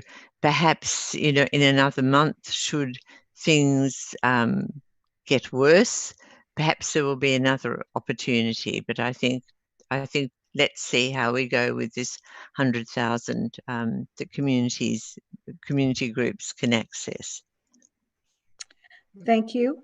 I will just add here at this point that I want to make a particular note of the wonderful efforts across our community as well as from our council staff in dealing with COVID-19, supporting more vulnerable members of our community, and of course in their diligence with abiding by the public health orders that has definitely seen the statistics remain very low for occurrences of COVID-19 in the Ku-ring-gai Council area, but also in many parts across New South Wales.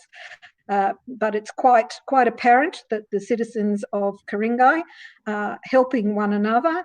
The majority are well and truly doing the right thing, and our council staff have been very flexible in dealing with difficult circumstances and modifying our processes to enable remote access, telephone support, and so many ways that the community is being supported. And of course, we councillors tonight and the general public in being able to see council meetings progress remotely and continue to deal with our business in a timely fashion. So well done to councillors, council staff and our marvellous Ku-ring-gai community. Councillor Kelly. Yes, Madam Mayor, and may I make my amendment? You may indeed. I'll speak to the amendment in a second, but I'd like to change recommendation B to say that council authorise the allocation of up to $250,000 funding, and the rest continues as it Thank as you. it's written. We'll just get that amendment on the screen. It's there, the magic of computers. It is indeed. Wonderful. Is there a seconder for that amendment? Councillor Kay is seconding that amendment. Thank you. Councillor Kelly. Thank you, Madam Mayor. I agree with your comments before. You know, Ku-ring-gai is quite prone to the impact of COVID-19 because of the demographics of the LGA. And I think we've come through it so far very, very lightly. It could have been much worse. I also, obviously, fresh in our minds is the mayoral minute number 2, which talks about the impact that this has had on the finances of Ku-ring-gai Council. But what moves me to make this amendment is that the number of groups that I believe that will come forward for assistance will swamp $100,000 to the point where it'll just become an act of tokenism. And that's almost an insult to some of these people who are doing it really tough. And I'm thinking mostly of groups who cater for underprivileged people and disabled people who I don't know if they've had any, they can't meet, I guess, in some ways like they used to do. It puts a lot of hardship on them, even though we're all confined to our homes and whatever. I think those sorts of situations are magnified for people who suffer a disability or an impairment of some kind.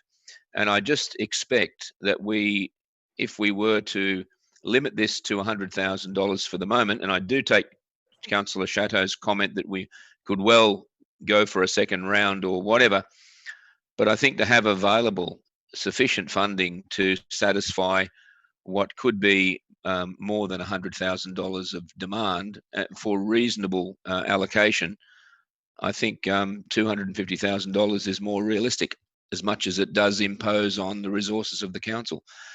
This is, again, I mean, I can throw around words like leadership and whatever. I'd much rather use words of compassion and community focus, because I think the people of Ku-ring-gai put a lot of money into council by way of rates and other contributions, and we should be ready to give some of it back in times of need like this. And I don't advocate giving money away freely. It would have to be vetted, of course, and I'm sure there's a program for that. So that's my motivation for making this minor amendment, and I hope that I'll get some support from the floor. Thank you. Councillor Kay is seconder for the amendment. Yeah, okay, so I've just got a quick comment. I definitely agree with Councillor Kelly. I just don't think 100,000 is enough. I know myself dealing with a lot of volunteer groups, and as we're aware, we have a very ageing demographic here, as well as the largest number of volunteers. So I just think it's more viable to have a larger pool that's accessible. We might not use that 250,000. Again, it depends on how many businesses and how many people put their hand up. And it does obviously need to meet the criteria. So definitely in support. Thank you. Councillor Clark. Thank you, Madam Mayor. I have a few questions through you to the relevant officer. My first question is more of a general question on the financial impacts of COVID on council's finances to date. Director Marshall, Madam Mayor. Director Marshall. Thank you, Madam Mayor. The report indicates that if the pandemic affected council for a 6-month period, the impact could be around $5.6 million. Now, bearing in mind that those estimates are ballpark only, because there's a lot of unknown information. A lot of our estimates, there's a fair bit of uncertainty around because it's still evolving. But that was a figure that we've come up with to give you an idea of the quantum that we're talking about. Sorry, Madam Mayor, point of order. Councillor Spencer. Just as Director Marshall was mentioning the number, and there was a squeal, I couldn't hear whether it's 1.6 million or 5.6 million, if I may just ask him to repeat that. Yes, I believe it's 526 million. Is that correct, Director? Madam Mayor, it was 5.6 million. 5.6, yes, between Yes. 5 and 6 million, yes. Yeah, I'm glad I clarified that. Yeah, okay. Thank you. We'll move.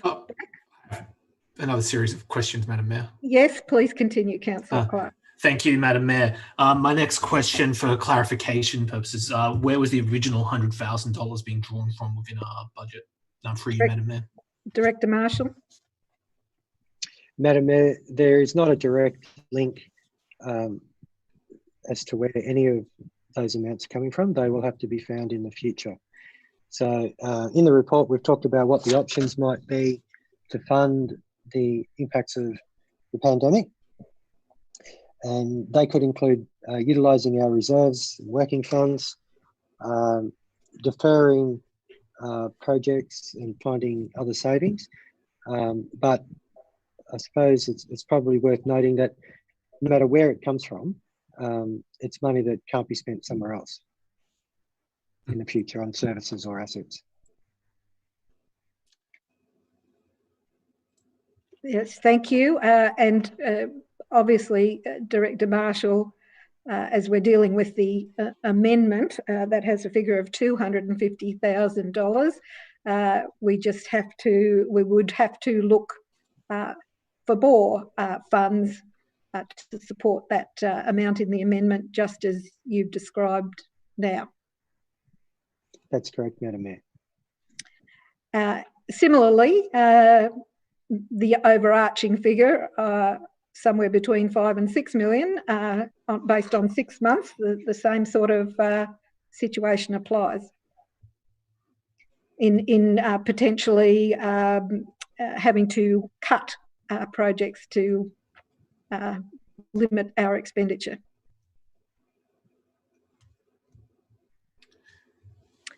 Councillor Clark, have you got more questions? Yes, actually, I'd like to speak now. Thank you, Madam Mayor. I'd like to speak against this particular amendment.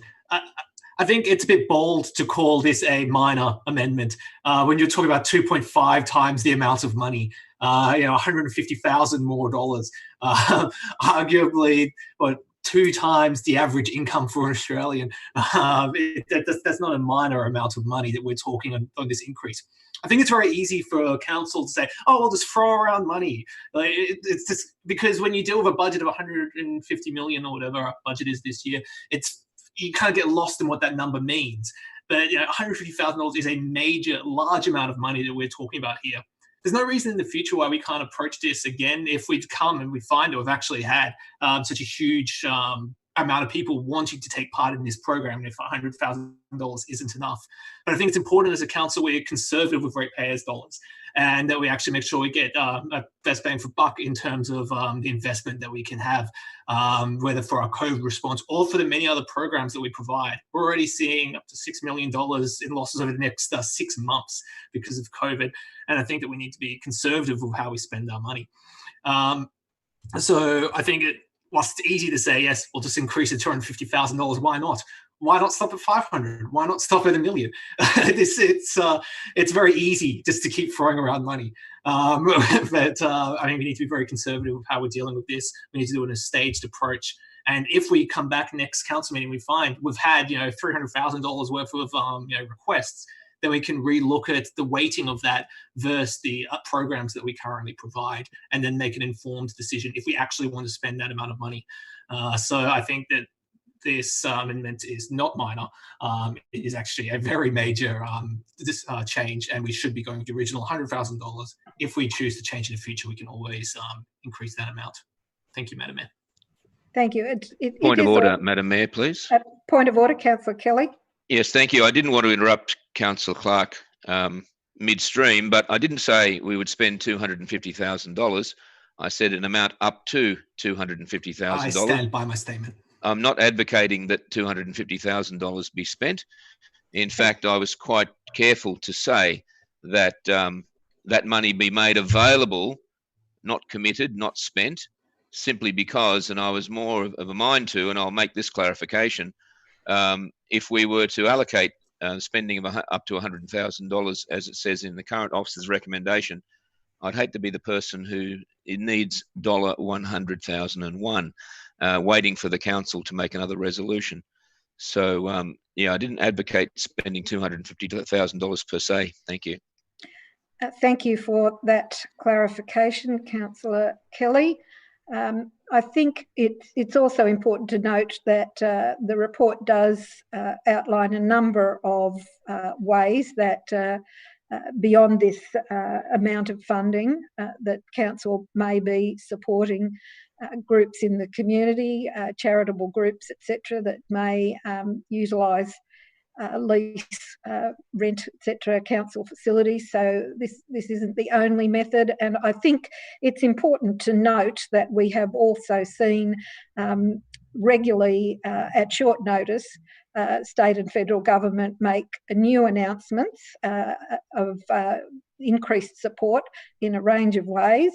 To me, it would probably seem more circumspect for us to allocate the $100,000 at this stage rather than look at increasing that whilst we wait to see how things pan out with other levels of government as well in future announcements as we see how the pandemic unfolds. But Madam Mayor, if I may respond to that comment, if the federal or state governments do then decide to allocate us more money, we'll be shovel ready.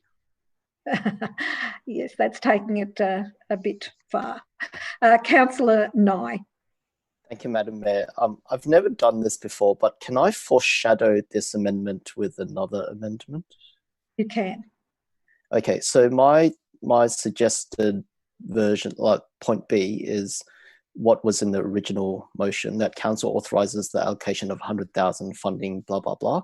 But then at the end, we add a comma and we say, however, after receiving the, I should have written this down. However, after receiving the grant applications, council may choose to revise the size of the program depending on the circumstances at the time. Madam Mayor, if I could say, that doesn't necessarily have to be a foreshadowed amendment. If the mover of the original motion would like to incorporate that at the end of when the $100,000 has expired, that council formally review the amount on offer, that could actually be incorporated as part of the motion. So the mover and seconder, Councillor Clark and Councillor Chateau, are you happy to incorporate the General Manager's wording in your original motion? Yes, Madam Mayor, that's fine. And Councillor Chateau? Yes, I think that was my suggestion, that that should we be inundated, then we can look at providing more. So we'll just see if we can get that foreshadowed, which may now become the original motion incorporated up on the screen. And there it is, only part B is affected. So if the mover and the seconder are happy with that wording, that is now the original motion, and we'll continue. Councillor Nye, you have more comments? Since my light is on, I might as well speak against the amendment. Yes. The current amendment, not the foreshadow that doesn't exist anymore. Exactly. My views are similar, so I think it's good to start off with 100,000 as a starting point. Our council staff need to set budgets and do all that kind of stuff. It's good that we've had this conversation of up to 250, because in their planning they might have to start thinking, what if the councillors decide to give more, and they can start planning that in the background. However, my view is that I know the non-profit sector is struggling. I'm involved in 3 organisations myself, where we've had to consider what to do. Do we let go of staff? How do we resume services? What federal or state government initiatives can we get covered by? There are a lot of things to think about, but things such as JobKeeper and the cash flow boost initiatives, they actually help quite a bit. And I think if each non-profit then looks at the way they spend their money as well, there may be additional ways to survive this period of time without necessarily letting go of your staff. I I think it's a bit too early to promise that we might spend up to 250,000. I would prefer to collect the data first. If there's only, say, 17 organizations that apply for this, then 100,000 is fine. If we end up seeing that there's, say, 100 organizations that apply, then we'll have to apply a bit more discretion, see who actually is in the most need, see whether their needs are genuine, see how much we are willing to give, and also see whether council is in a position to give ourselves, because we may have other priorities that will benefit the community more. So it's a bit too early to commit to that, but I'm also open to the idea of potentially increasing the size of the program should there be the need. So I am speaking against the up to 250,000 upfront. I would rather stick to 100,000 just for now. Collect all the data when various organizations make their submissions, and then with all the data before us, make a more informed decision in, say, 1 or 2 months' time. Councillor Spencer.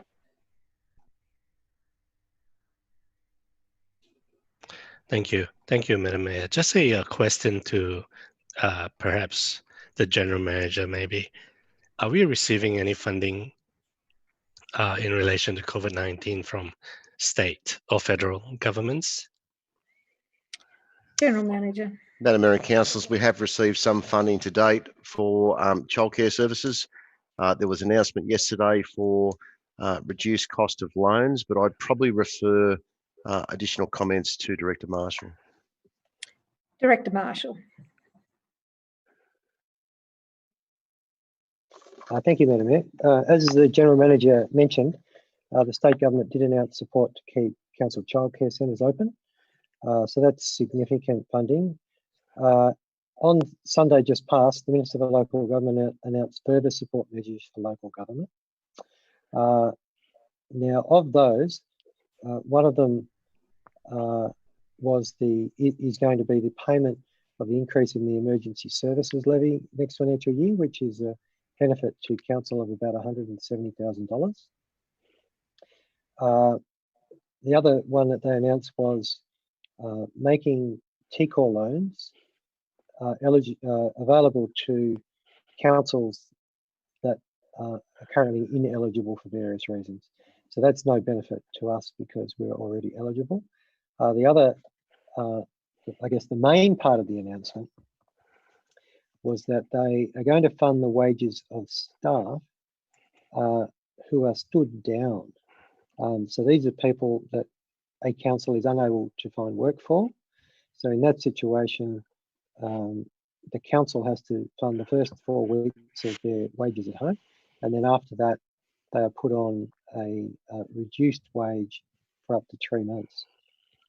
So in limited circumstances, that would be a benefit to councils. However, the sting in that is that the only councils eligible for it are councils that have had their income from what's termed own source revenue reduced by 30%.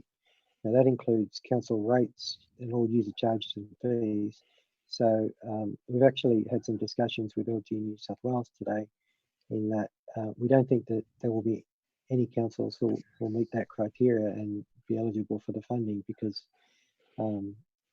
it's almost impossible for your income to have reduced by 30% in total unless you also reduce your rates income.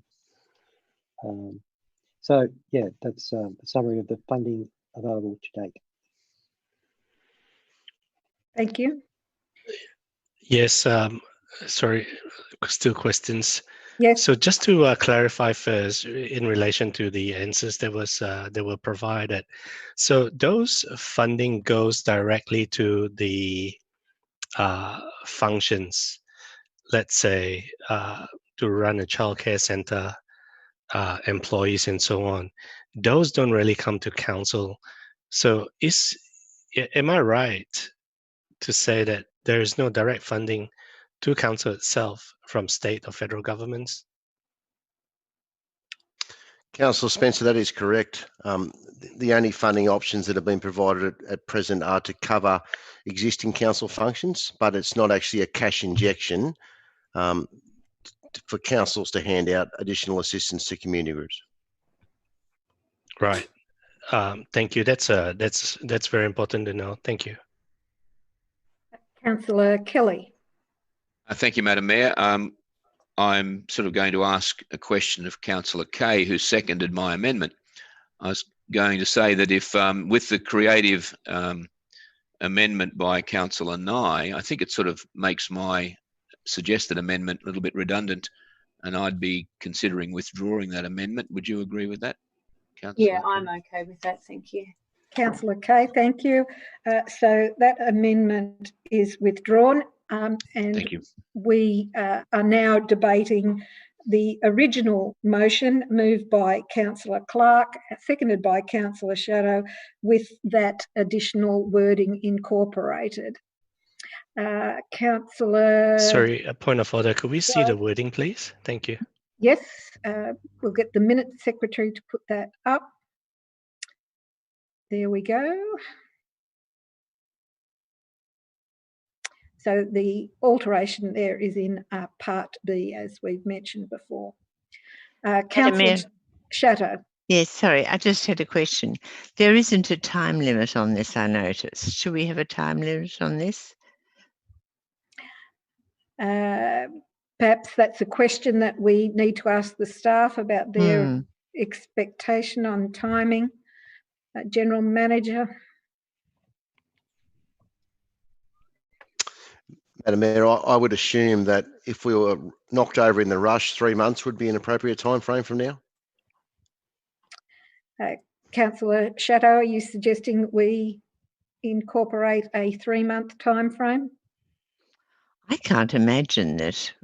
I would have thought, with all due respect, General Manager, that a month would be plenty, because I think people's need would be immediate. I can't see people waiting 2 or 3 months to put their hands up for this. So, Madam Mayor and Councillors, that's why we didn't put a time frame on it, because it's implicit that as soon as the $100,000 is reached, we'd have to go back to council straight away. So if that's 2 weeks, 4 weeks, 6 weeks, 3 months, once we've exhausted our 100,000, we'd have to go back to council and say, what does council want to do?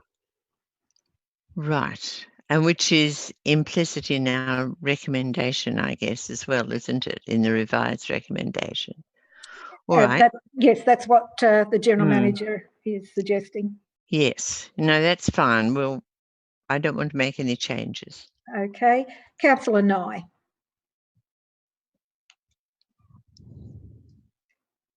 Unmute. Thank you, Madam Mayor. I'd like to speak in favour of this motion. We've spent a lot of time talking about the funding, so I won't talk about that side, but I'd just like to commend the staff, particularly the General Manager, his team and their leadership through this period of time. There's quite a lot of detail here in this report about various council staff and what they've been doing, or if their operations have been disrupted, how they've been diverted to do other things. There were a few small gaps which I've been able to clarify over the phone before this meeting. And I think what council's doing is generally quite good. It reflects 80 or 90% of the motion that we had last month anyway. So I think we are doing our best. If things are disrupted, we're switching to online services. We're also using the internet as a form of outreach to look after those who do need the help. I think it could be done slightly better. Perhaps people who are done doing sort of backlog admin could be done doing more proactive community focused work. But I mean, that's just a personal preference. Overall, I think what the staff have done here is good. It ensures that our staff are safe, which is very important as well. And I'm also encouraged to hear stories like how our parking rangers are delivering library books to residents, and instead of being abused by residents, they're actually being thanked. So it's been actually quite good for some of our council staff as well during this period of time. I do like our staff, and I do have concerns about whether we'll reach a point in 3 or 4 months' time where we may or may not have to stand some down, but we'll figure that out as the time comes. And I do hope that we are able to find other constructive, community-oriented activities for our staff to be performing. But as a whole, I'd like to commend this report. It provides a lot of transparency for our residents. It gives them comfort that our council is doing as much as it can to help people during this period of time. And I would like to commend this to the other councillors. Thanks. Thank you, Councillor Nye. And like you, I particularly liked reading about the council rangers delivering library books. That's a wonderful thing to see. If there are no further speakers on this item, I'll ask the mover, Councillor Clark, to sum up, please. Thank you, Madam Mayor. I'll follow my right. Thank you. Thank you. I will put that motion moved by Councillor Clark. All those in favour? That is unanimous. Thank you, councillors. General Manager, extra reports circulated to the meeting. There are none, Madam Mayor. Thank you. We move to motions of which due notice has been given. NM1, a change of spelling of Narelle Avenue Pymble to Narelle Avenue with 2 R's. Councillor Nye, do you have your light on for this or not? No. Councillor Shadow. Yes, Madam Mayor, I'd like to move the motion as printed. I went a considerable amount of time, which I must say I enjoyed, just looking into this. It seems such a small thing. Oh, I probably need a seconder, do I? You do. Yes. We're just waiting for a seconder, and Councillor Kelly is seconding that. Thank you. Councillor Shadow, you may continue. Thank you. Yes, it seems such a small thing at a time in which we're having, rather confronting things happening to us. This spelling of an avenue in Pymble, but once I investigated it, I realised that we had looked into this before, but unfortunately, sometimes when you have, and I say this with circumspect, sometimes when you have amateurs, historians looking up research, they often go to sites on the internet where people have been careless. You really have to look at what the professional historians are saying. For example, I am doing a master's in research at Macquarie University in history, and there is a section called public history, which incorporates amateur historians doing research, which is really valuable. However, they're not trained to do it properly. And so when I looked through this issue of the spelling of Narelle Avenue, I looked to see what the professionals were saying. And the book that's been written about Narelle, and I put a photo, I think, of this in the papers. I think the front page of this actually calls her Narelle. And I thought, well, I won't be just happy with that. I'll look beyond that. And I found on the internet the letters that she had written to her family while she was away. And there it was, Eureka, on page 3. She said, just read it off here, that when she was called in and she was in London to seek some sort of authorization to work for the British nurses because Australia hadn't got its act together, she said that she filled her name in full, Sister Narelle Hobbs, Narelle. And I thought, well, there it is. This is how she spelled her name. So you can't get any better than that. And then I visited the woman who currently lives in the house that is called Narelle, and there on the front gate was the spelling Narrelle. And I thought, well,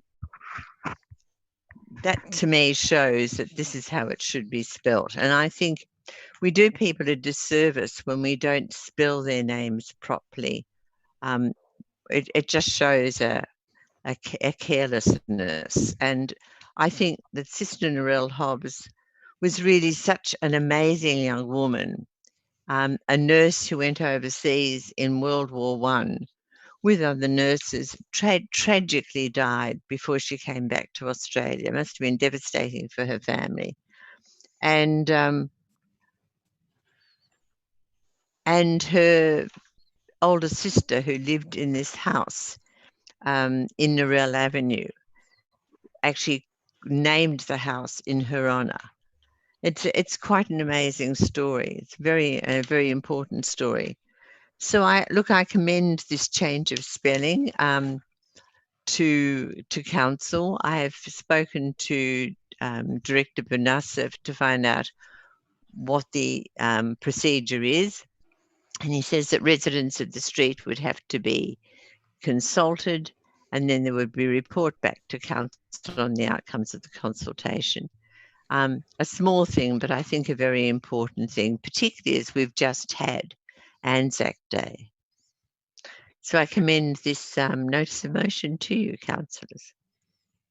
And Councillor Kelly is seconder. Yes, Madam Mayor, I'd like to speak to this notice of motion. And what I'm about to say, I want to preface it with the words that this in no way is intended to detract from Councillor Shadow's motivation or her research. I think it's never a small thing to honour the service of a veteran. However, my understanding of the history is slightly different. The Australian militia had a nursing service which began in the 13th of August 1898, which gathered nurses to go to the Boer War. And I mention these corrections not to contradict Councillor Shadow at all, but just because we're on public record. The Australian Army Nursing Service was formed in 1902, which predates World War I again, and the Royal Australian Army Nursing Corps, which exists today, was formed on the 1st of July 1903. Now, that doesn't change any of what Councillor Chateau said, because quite often in World War I and in subsequent wars, people went back to the mother country to enlist because they felt a stronger bond to Great Britain than they did even to the country that gave them birth and that they grew up in. And the other thing I was going to say is that Sister Narelle Hobbs does actually appear on the commemorative roll at the War Memorial in Canberra.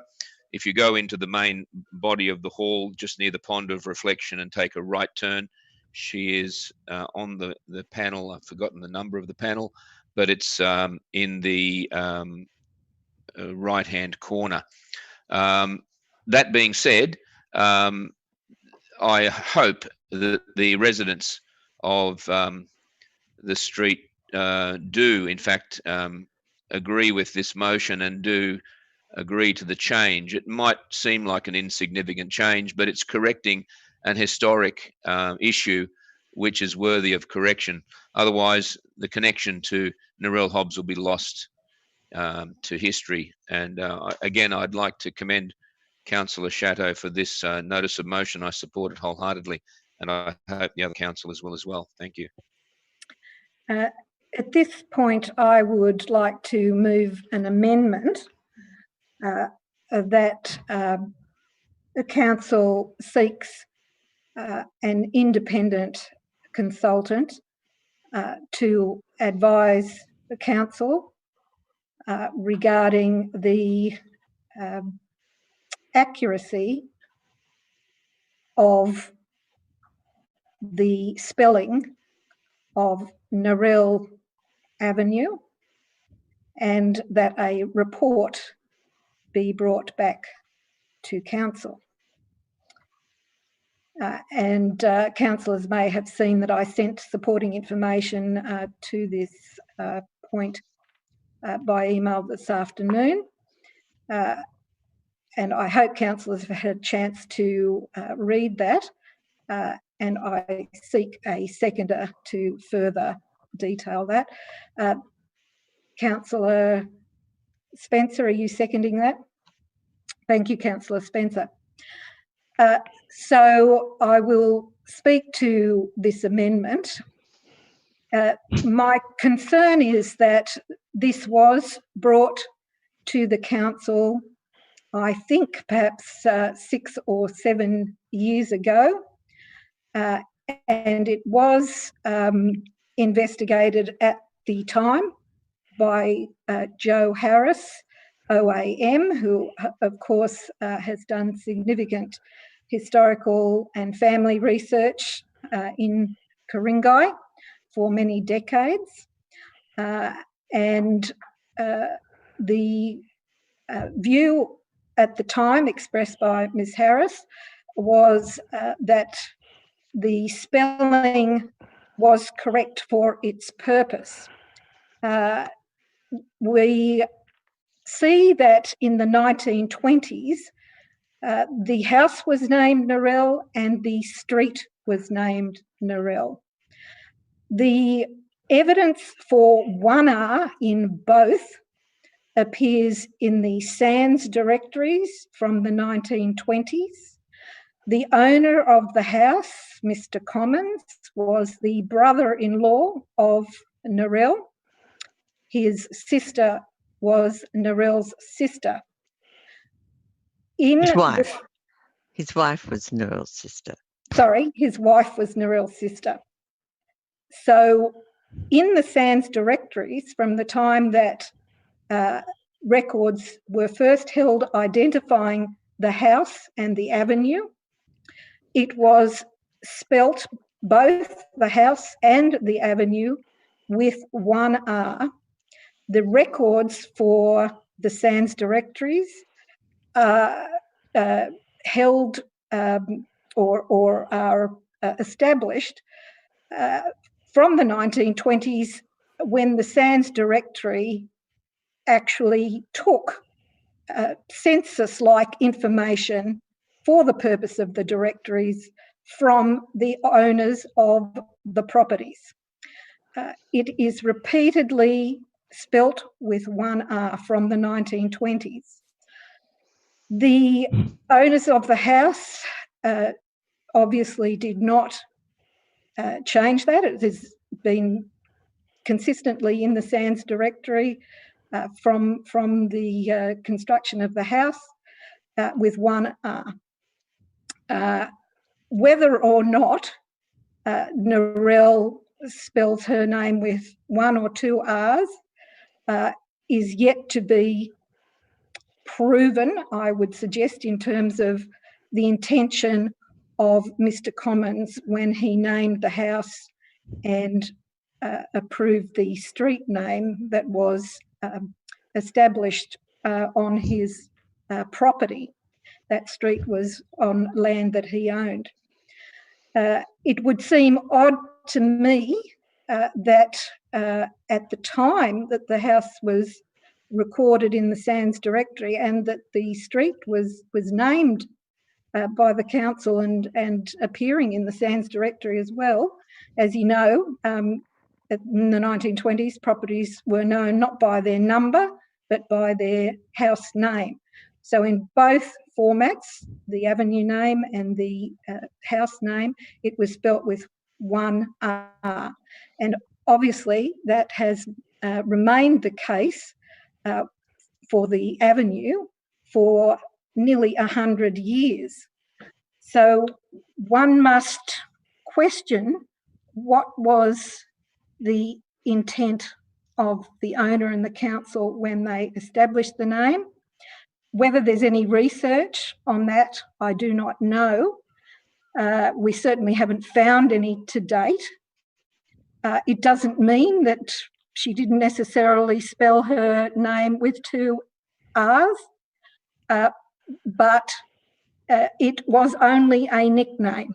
She was not registered on her birth certificate as Narelle. It wasn't one of her names at all. She had one name at birth, one first name, Florence. That was it. In different records that I've seen, she had two additional names, Narelle and I think it was Bessie was the other. So, you know, it's very fluid. So I'd hate to say we should make a determination now as to what the final outcome would be without further research. Councillor Shadow, are you next to speak? Seconder. Sorry, Councillor Spencer. Is it correct? Yes, to the amendment. Correct. Now, I would agree with the Mayor 100%. I came into this conclusion independently. I've not spoken to the Mayor about this, and I read Councillor Chateau's preamble, and I read the report that was sent today by the Mayor. Now, there are a few things that I have to raise. Firstly, I agree with Councillor Kelly that acknowledging our war veterans is not a trivial matter. However, you know, if we change the spelling of the street name and so on, it might be frivolous and at the same time reckless, because we may end up doing a disservice to Florence. Now, this is going back 100 years ago, and I understand the Mayor has spoken quite a bit. Now, even if we looked back at World War II, up to the 60s and 70s, names were very often spelled wrongly. Billy, you know, it could be a boy spelling, a girl spelling. Kelly, for instance, could be a boy spelling, girl spelling, very often. Going back 100 years ago, some of the births were not registered. And again, Florence had just one name. So if we now change the spelling, we will be taking away the mystery, taking away the story. There's no more stories to be told. The spelling is correct. But if the spelling was wrong, or whether it was intended to be incorrect, you know, there's so much more to talk about. The mystery, it's been there for 100 years. Look, if it was meant to be corrected, it would have been done 90 years ago, 95 years ago, or maybe at a time when they put the street sign up. And again, logistically, it is not easy to change the spelling of a street name. Maps have to be changed and so on and so forth. I do support the amendment that we do a proper research to see whether are we actually doing a disservice by correcting the spelling, or whether the original motion is actually wrong. The correct spelling is the one with the one that's on there. I forgot which 1R or 2R. Thank you. Yes, the current signage has 1R on the street. Yes, correct. Yes. Thank you, Councillor Spencer. Councillor Nye, are you next speaker? Yes, Madam Mayor, I've just got a question through you to the relevant director. Do we have any estimates or estimated range of how much a consultant will cost? Are we talking about $5,000, $100,000, up to $250,000? How much does a consultant cost for this kind of procedure? And also, what kind of procurement process do we have for selecting the right person for the job? And also, by answering this question, are we stuffing up the procurement process? You'll have to think about that while answering the question. General Manager. Madam Mayor and Councillors, I'll probably throw to Director Watson and Director Banassi if whoever wants to comment first. Thank you. Through you, Madam Mayor. Director Watson. You're fundamentally talking about a piece of historical research. And this is not a question that I was given advance notice of, so it's very hard to put a figure on it. But you're certainly talking thousands of dollars, I would have thought, to go over the historical research, look at all the existing sources, see if there's other sources that haven't been identified. Thank you. Director Banassif. Through you, Madam Mayor, yes, I'd echo Director Watson's advice on the cost for a consultant. It would be, based on my estimates, it'd be more than $10,000 because there'd be a fair bit of research to be involved in going back in through hundreds of documentation. With regards to procurement, there'll be a panel of contractors, a panel of consultants that we can utilise, and if the right consultant's not there, then it will follow the normal procurement process of going out to tender or going out to quotations for a consultant. Thank you. Councillor Kelly. Thank you, Madam Mayor. I appreciate the discussion. There's a couple of things that I'd like to comment on. First of all, on a lot of these things have been done by people who are not Narelle Hobbs. However, the commemorative roll at the Australian War Memorial notes that her name on enlistment was Florence Narelle Jessie Hobbs, and that's done by her own hand, and it's Narelle with 2 R's. So, I mean, apart from 5 minutes on ancestry.com, which I didn't do through just lack of time this afternoon, to determine what the birth roll was, and I take Councillor Spencer's comments on this, that sometimes births weren't registered. I mean, history is full of when Chinese migrants came to Australia, of non-Chinese people transcribing their names and getting them wrong. And, you know, the number, and I won't bore everyone with the number of different permutations of some of those names. And we see it now. How many different ways are there to spell Muhammad, for example? But the role, I think, that any historian worth their salt, not the role, I beg your pardon, the record that any historian worth their salt would look at is the birth roll, the registry of births, deaths and marriages, and also what Narelle Hobbs wrote herself when she enlisted in the military, because that was her own hand and not the reporting, if you like, of a third party who probably didn't know how she spelled her name or how it was spelt. And it could be that she changed her name from the time she was born till the time she's enlisted in the military anyway. So, you know, I understand the mucking around of changing street names can be difficult. Fortunately, a lot of these things are digital these days. And, you know, the old Sydney Street Directory or Gregory's or whatever is not such a big concern. And maps aren't so common these days in a non-digital format. But, yeah, I think that's important to see what Narelle herself has recorded historically. And I'm sure Councillor Chatto has seen handwritten letters from her where she signed her name, and I'm pretty sure she would have done RR. Thank you. Councillor Smith, are you next? Thank you, Madam Mayor. Very fortunate having a surname Smith with after all this debate. I believe that we've had 2 for and 2 against on this matter. Yes, we probably have, General Manager. Actually, Madam Mayor, we haven't. Ah, I'd like to speak against the amendment. thank you. Councillor Chatto. I take Mayor Anderson's point that that there was research done before, and I have looked into that, and I have looked to see what Joe Harris had said, but I believe she was incorrect, and I believe she didn't do very much research at all. Unfortunately, all she did was look up some blogs or whatever on the internet where people had spelt this name in various ways, with 2 R's, with 1 R.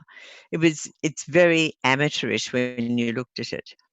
And in fact, she had ignored Robin Hall's email to Madam Mayor, in which Robin Hall, who said that her, I've actually got it down here, her grandmother's aunt was in fact Narelle Hobbs, and she wrote that, and she said, "I'm sure there are letters there if you would like me to get them." I've read that email, and nobody followed that up. And Robin said that she was quite sure that Narelle with 2 R's was her grandmother, Robin's grandmother's aunt. So there has been Sans Directory, for example, when you quote Sans Directory, people that put those names in were often incorrect. It's full of holes. And I appreciate what Councillor Kelly said. When you look at her own hand, how she spelled her name, that's definitive. When you look at the war memorial with the spelling of her name, this is definitive. This is primary evidence. It's not secondary evidence. Secondary evidence is, you know, down the track, and this is when mistakes are made. Moreover, the memorial scroll, which includes the emblem of George V, which was given to the soldiers and nurses who died on active service in World War I, there's a photograph of that in the book on Narelle, and it's spelt with 2 R's. Near the stained glass window of York Minster in England, dedicated in the 1920s, her name is spelt with 2 R's. The panel 43, the Baswell War Memorial, 2 R's on her name. The Weimar-Ingold Honour Roll held at Brewanna Historical Society, because she was matron there before the war, is with 2 R's. The handwritten letters, which I have included here, she calls herself, she's got 2 R's. And the spelling of the name on the house is with 2 R's. So I frankly don't think it's worth spending money, good money, which could otherwise go to a community group, and getting consultants to do the research. I let councillors make up their own minds about this, but I'm quite adamant that the primary sources show that she was with 2 R's, not 1 R. Can I just correct perhaps a statement that you made that might have assumed that the information sent to councillors was based on Ms Harris's research of 7 years ago. In fact, the information sent out this afternoon was researched by Ms Harris this week, who spent several days on it, and yes, I'm sure her free service in doing so would be worth a lot in the context of paying somebody to do that. I also spent a fair bit of my own time as chair of Council's Heritage Committee. I have a great interest in heritage aspects in Ku-ring-gai, and I do think that there is also some weight to the fact that the spelling has been with 1 R for a century, and that has some merit in its own right.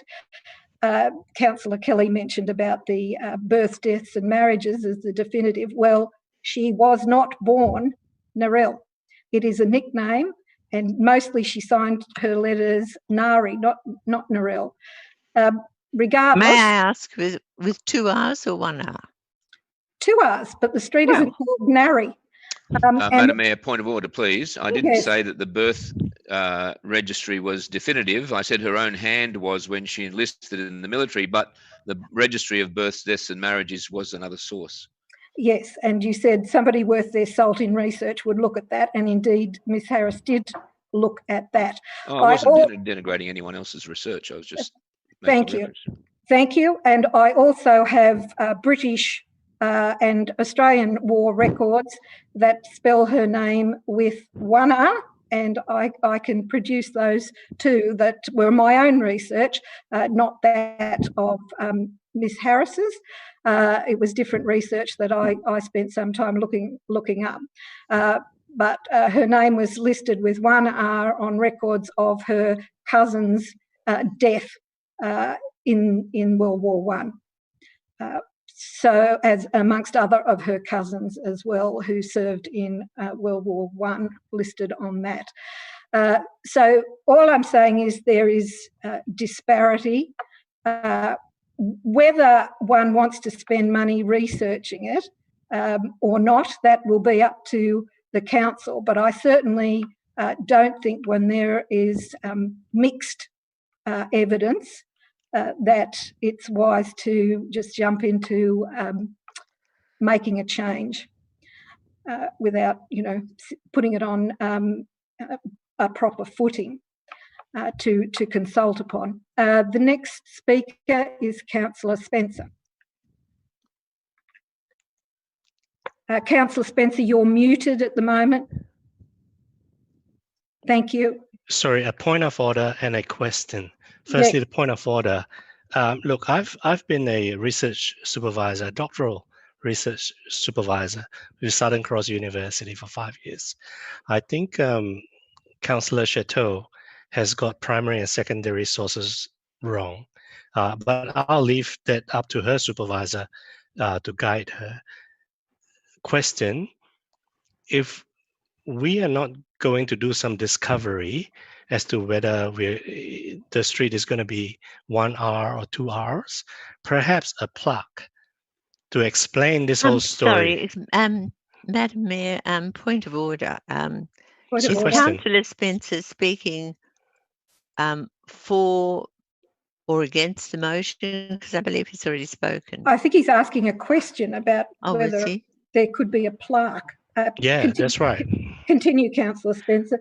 Yeah, whether council, maybe through Director Bonasif or Watson would then, weigh the pros and cons of how much to spend on a consultant, or whether a plaque would resolve the issue, telling the whole entire story, her name, how she was born, and all that. You know what I'm trying to get at.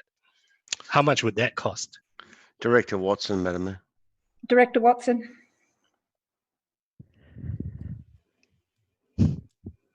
Through you, Madam Mayor, I'm quite happy to leave that one to Director Bonasif. Director Bonasif.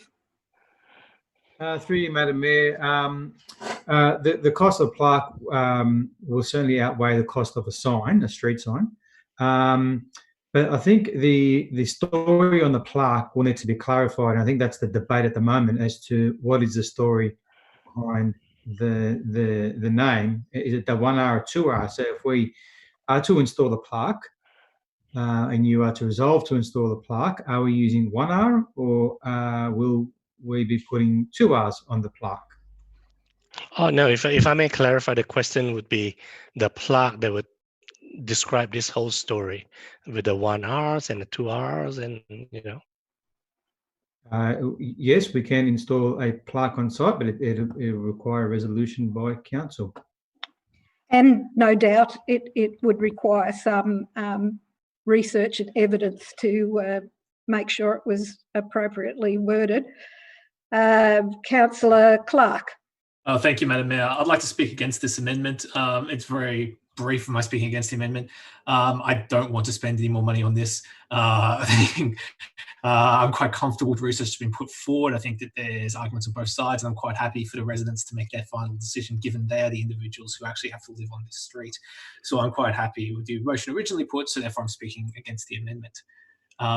With that, I believe we actually have had 2 for, 2 against, so I'd like to move a procedural motion that it be put. We've definitely had both the Mayor and Councillor Spencer for, and Councillors Chateau and myself against this amendment.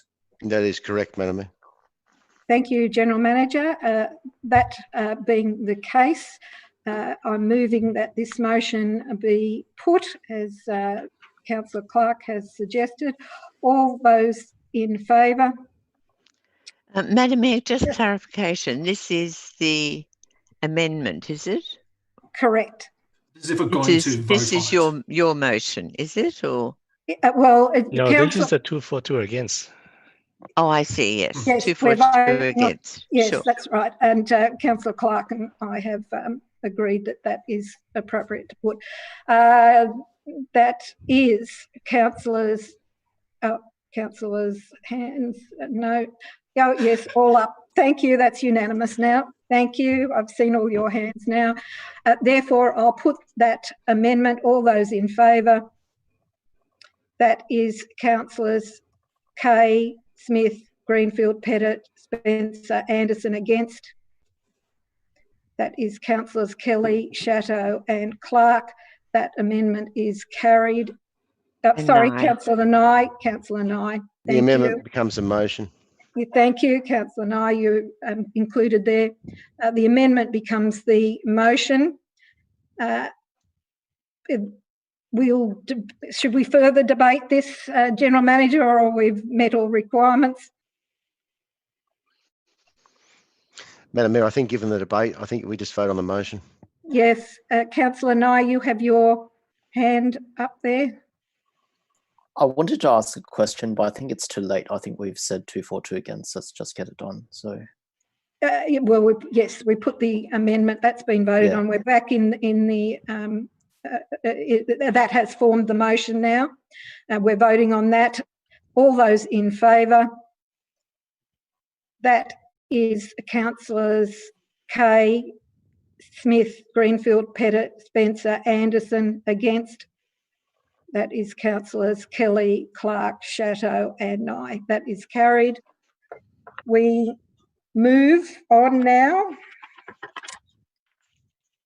to business without notice. That's the last one we've got. MM2, oh sorry, MM2.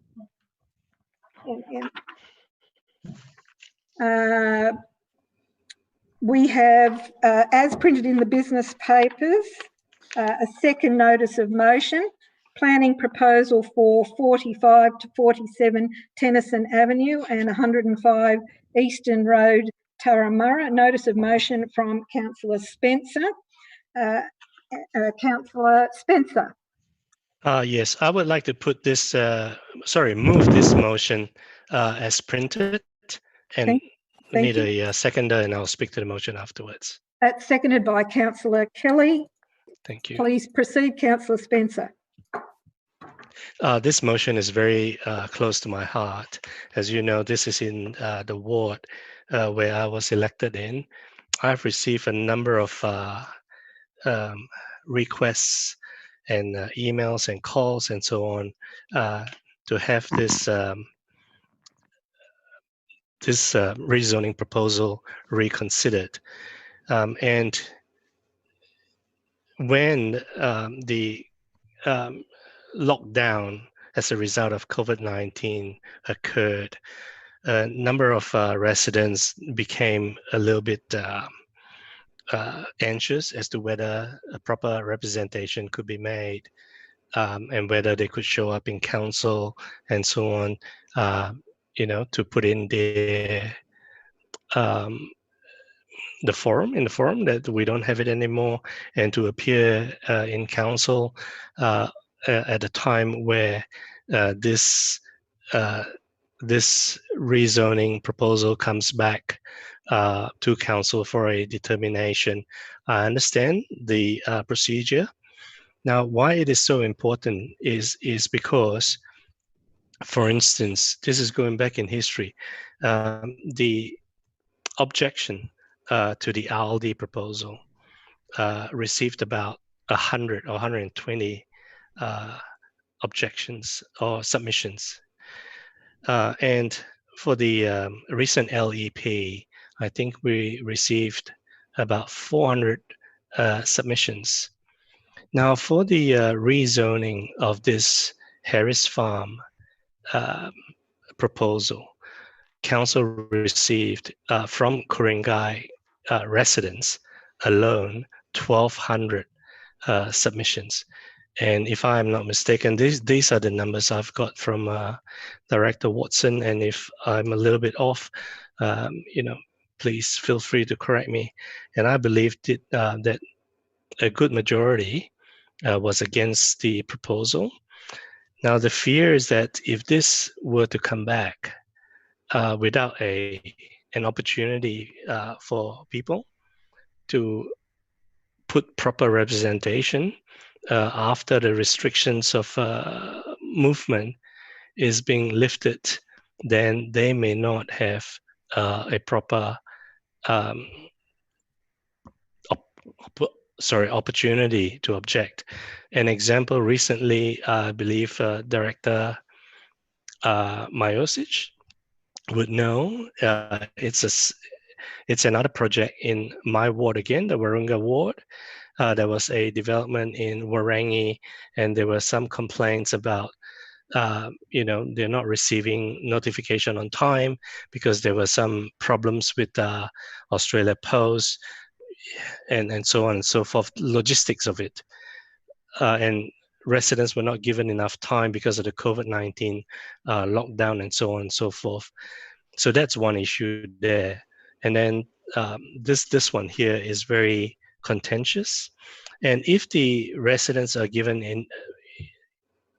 an enough opportunity to make representation when everything else is being restored, I think that would then provide us with a much better submission to make a proper decision.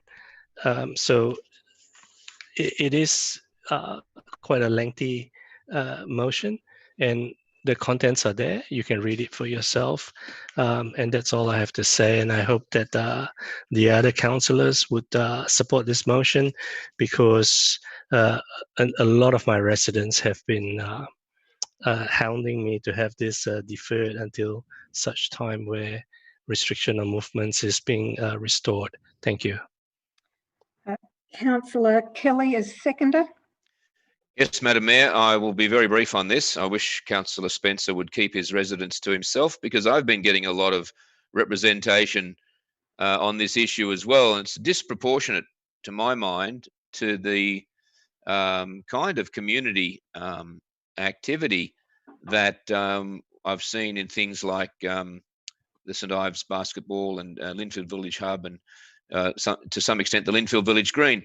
The amount of agitation that I've experienced in my, not in my ward necessarily, but just as another councillor, I'm sure the other councillors have had it as well, has been quite significant.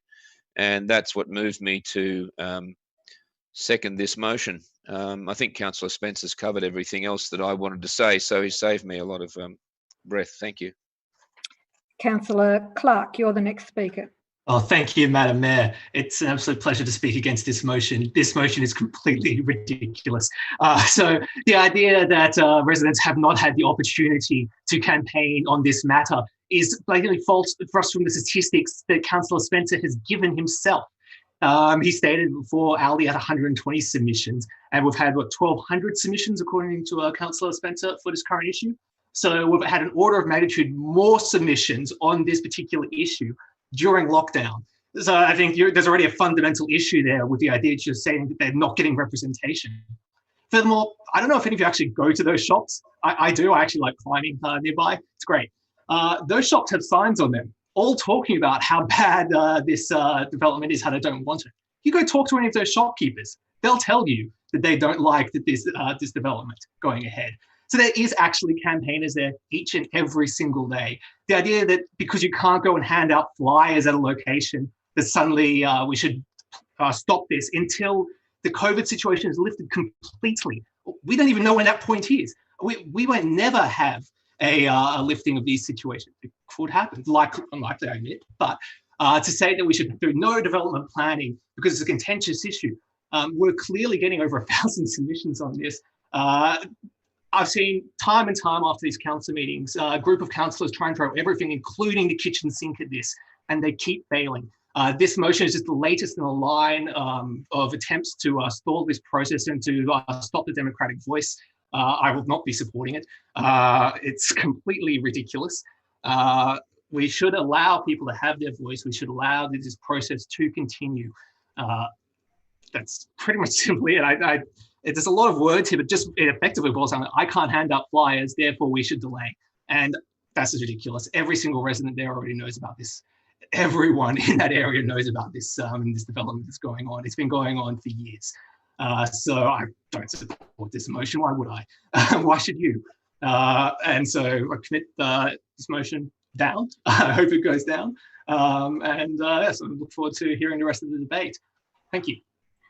Just to clarify, Councillor Clark, my understanding is that this exhibition period was only a small portion during the COVID-19 restrictions. Perhaps Director Watson can clarify that most of the exhibition period was actually held outside the restrictions. Madam Mayor, point of order, if I may. Point of order, Councillor Yes. Spencer. This is in relation to Councillor Clark's speech. I was referring to, and it is specifically stated there, I was referring to making representations in council, like attending the forum, attending the meeting, when council, when meetings are being restored, meaning that when we have meetings in council chambers, not online. I'm quite happy to. Does your phone not work anymore? Does your email not work anymore? I can still be reached. So can you. So can everyone. They can still make submissions to a public forum. The idea that because they can't stand in front of me, that I'm not being, that they can't reach us is. If I may answer, this is not a question for me to answer, because the residents if they want to attend council, I will put up the motion for them because I represent them. So it is not that whether you can reach me or you can't reach me. If my residents want this, I will put it up. If you don't believe in listening to your residents, it's your choice, but I will listen to my residents. Thank you. Thank you, Councillor Spencer. And just to clarify, of course, public forums are a matter for each council to determine. And we have determined as a council that we have the opportunity afforded to our residents. We still have that opportunity, albeit in a different format, but we have achieved that. And indeed, we obviously saw that we received submissions through that process for this meeting. But perhaps I could just revert back now to that question I was asking Director Watson as to whether the majority of the exhibition actually took place outside the current restrictions. Director Through Watson. you, Madam Mayor. Exhibition started on the 5th of March. It ran through to the 3rd of April. So by the 5th of March, you had a notice in the North Shore Times. You had notification letters go out within a 500-metre radius of the site, and all of the material was available online. It was available in the libraries at that stage. Now, the Turramurra Library closed from the 23rd of March. The Gordon Library closed on the 25th of March, and customer service only closed the day before exhibition finished. I think closed on the 2nd of March when exhibition finished, April, when the exhibition closed on the 3rd. But what we did was we made available the opportunity for anybody who wanted to come and view the documents to make an appointment to come into the closed council chamber to view the documents and talk about them with staff. Now, to my knowledge, nobody took up that opportunity. So my view is yes, the bulk of the exhibition period was unimpeded by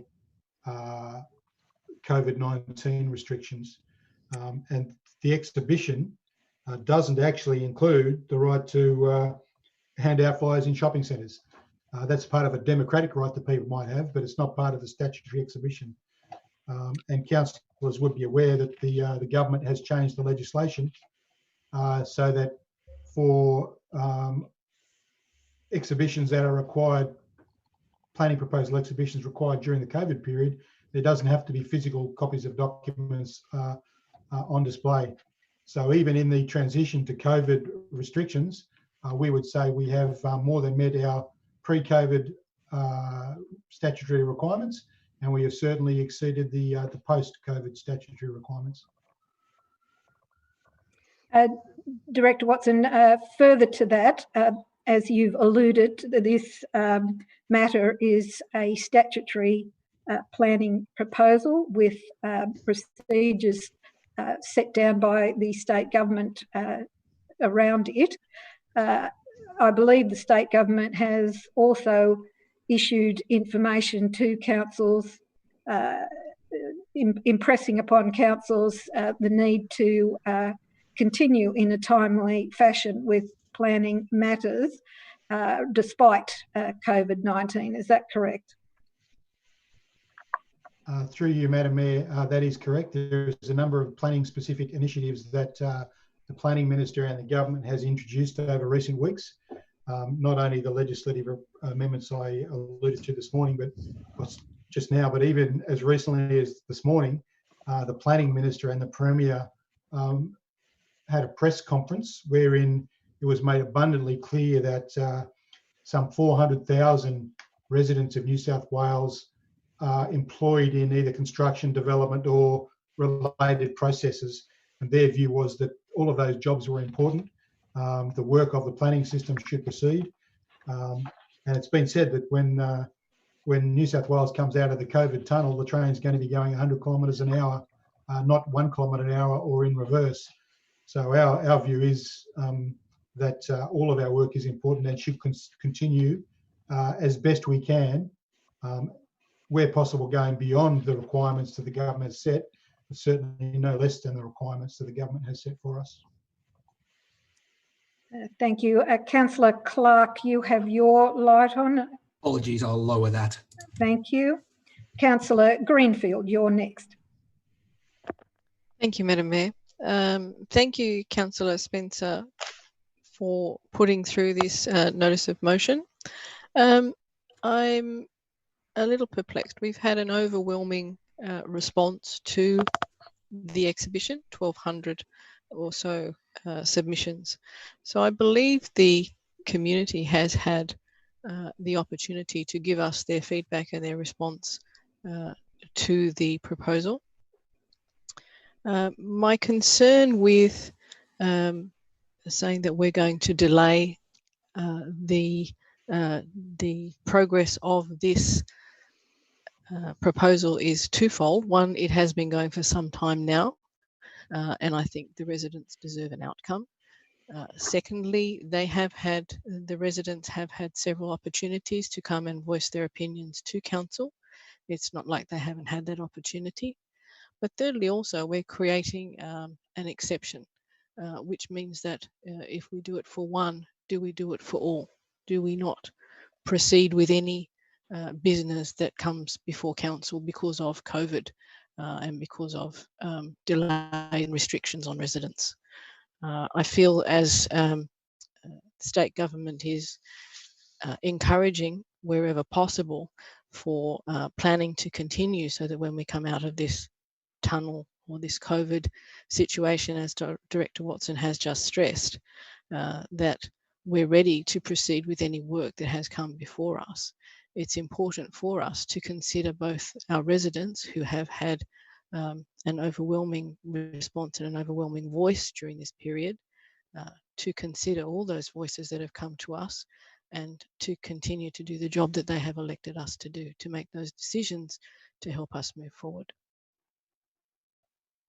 Thank you. Thank you, Councillor Kay. You are the next speaker. Okay, thank you. So this is a question through the General Manager to Director Watson. So it's a general question. What would be the financial cost to our council by delaying this matter, if there is one? Director Watson.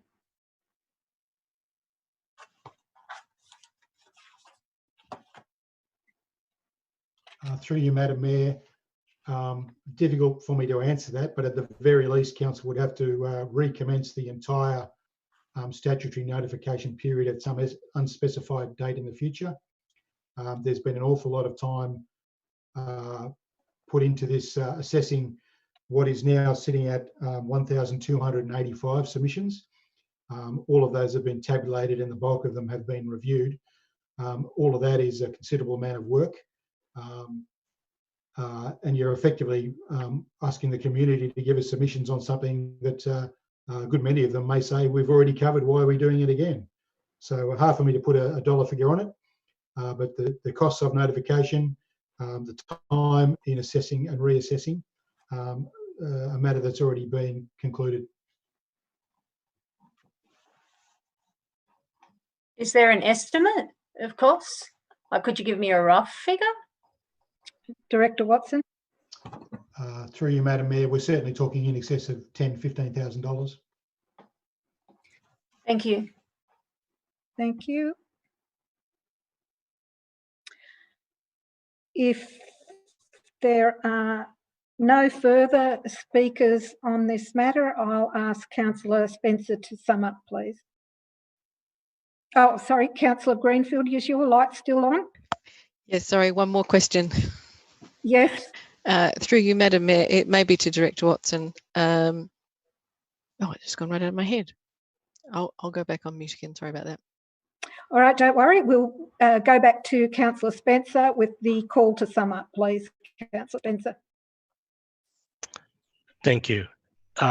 So we have discussed this several times already, and I hope that when this matter comes back to be determined, it will be at such time where the restrictions have been lifted, where residents can appear in chambers to make their public submission or to attend to hear the debate in council, not online this way. I think the number of residents that have raised this issue is substantial. And as a ward councillor, I would have to put this up, and I hope that my colleagues here would listen to my suggestion, or rather my plea, that this motion be carried. Thank you. Councillor Kelly, you have your light on. Is that for a... As the seconder, Madam Mayor, that's all. That's all right. You can turn that off now. Thank you. That was the summing up by Councillor Spencer. So I'll now put Councillor Spencer's motion as printed. All those in favour? That is Councillor Kelly, Kay, Pettit, Spencer, Nye. Against? Councillors Clark, Chatto, Smith, Greenfield, Anderson. That is an equal number of votes, so I use my casting vote against the notice of motion. That is lost. We move, councillors, to business without notice, subject to clause 9.3 of the Code of Meeting Practice. There is none. I also note that there are no questions with notice. There are also no inspections set up. Madam Mayor, can I just intervene just before you close the meeting? Yes. That I do have a notice of rescission via email, which is the only way you can do it in a remote meeting. Yes. From Councillor Chatto in relation to NM1. And I need you to confirm with Councillors Clark and Nye that they are happy to support that rescission motion. Thank you. Councillor Clark first. Yes, Madam Mayor. Councillor Nye. Yes, Madam Mayor, I didn't get to speak on the matter, so. Thank you. So, General Manager, that is confirmed. Mm-hmm. Thank you.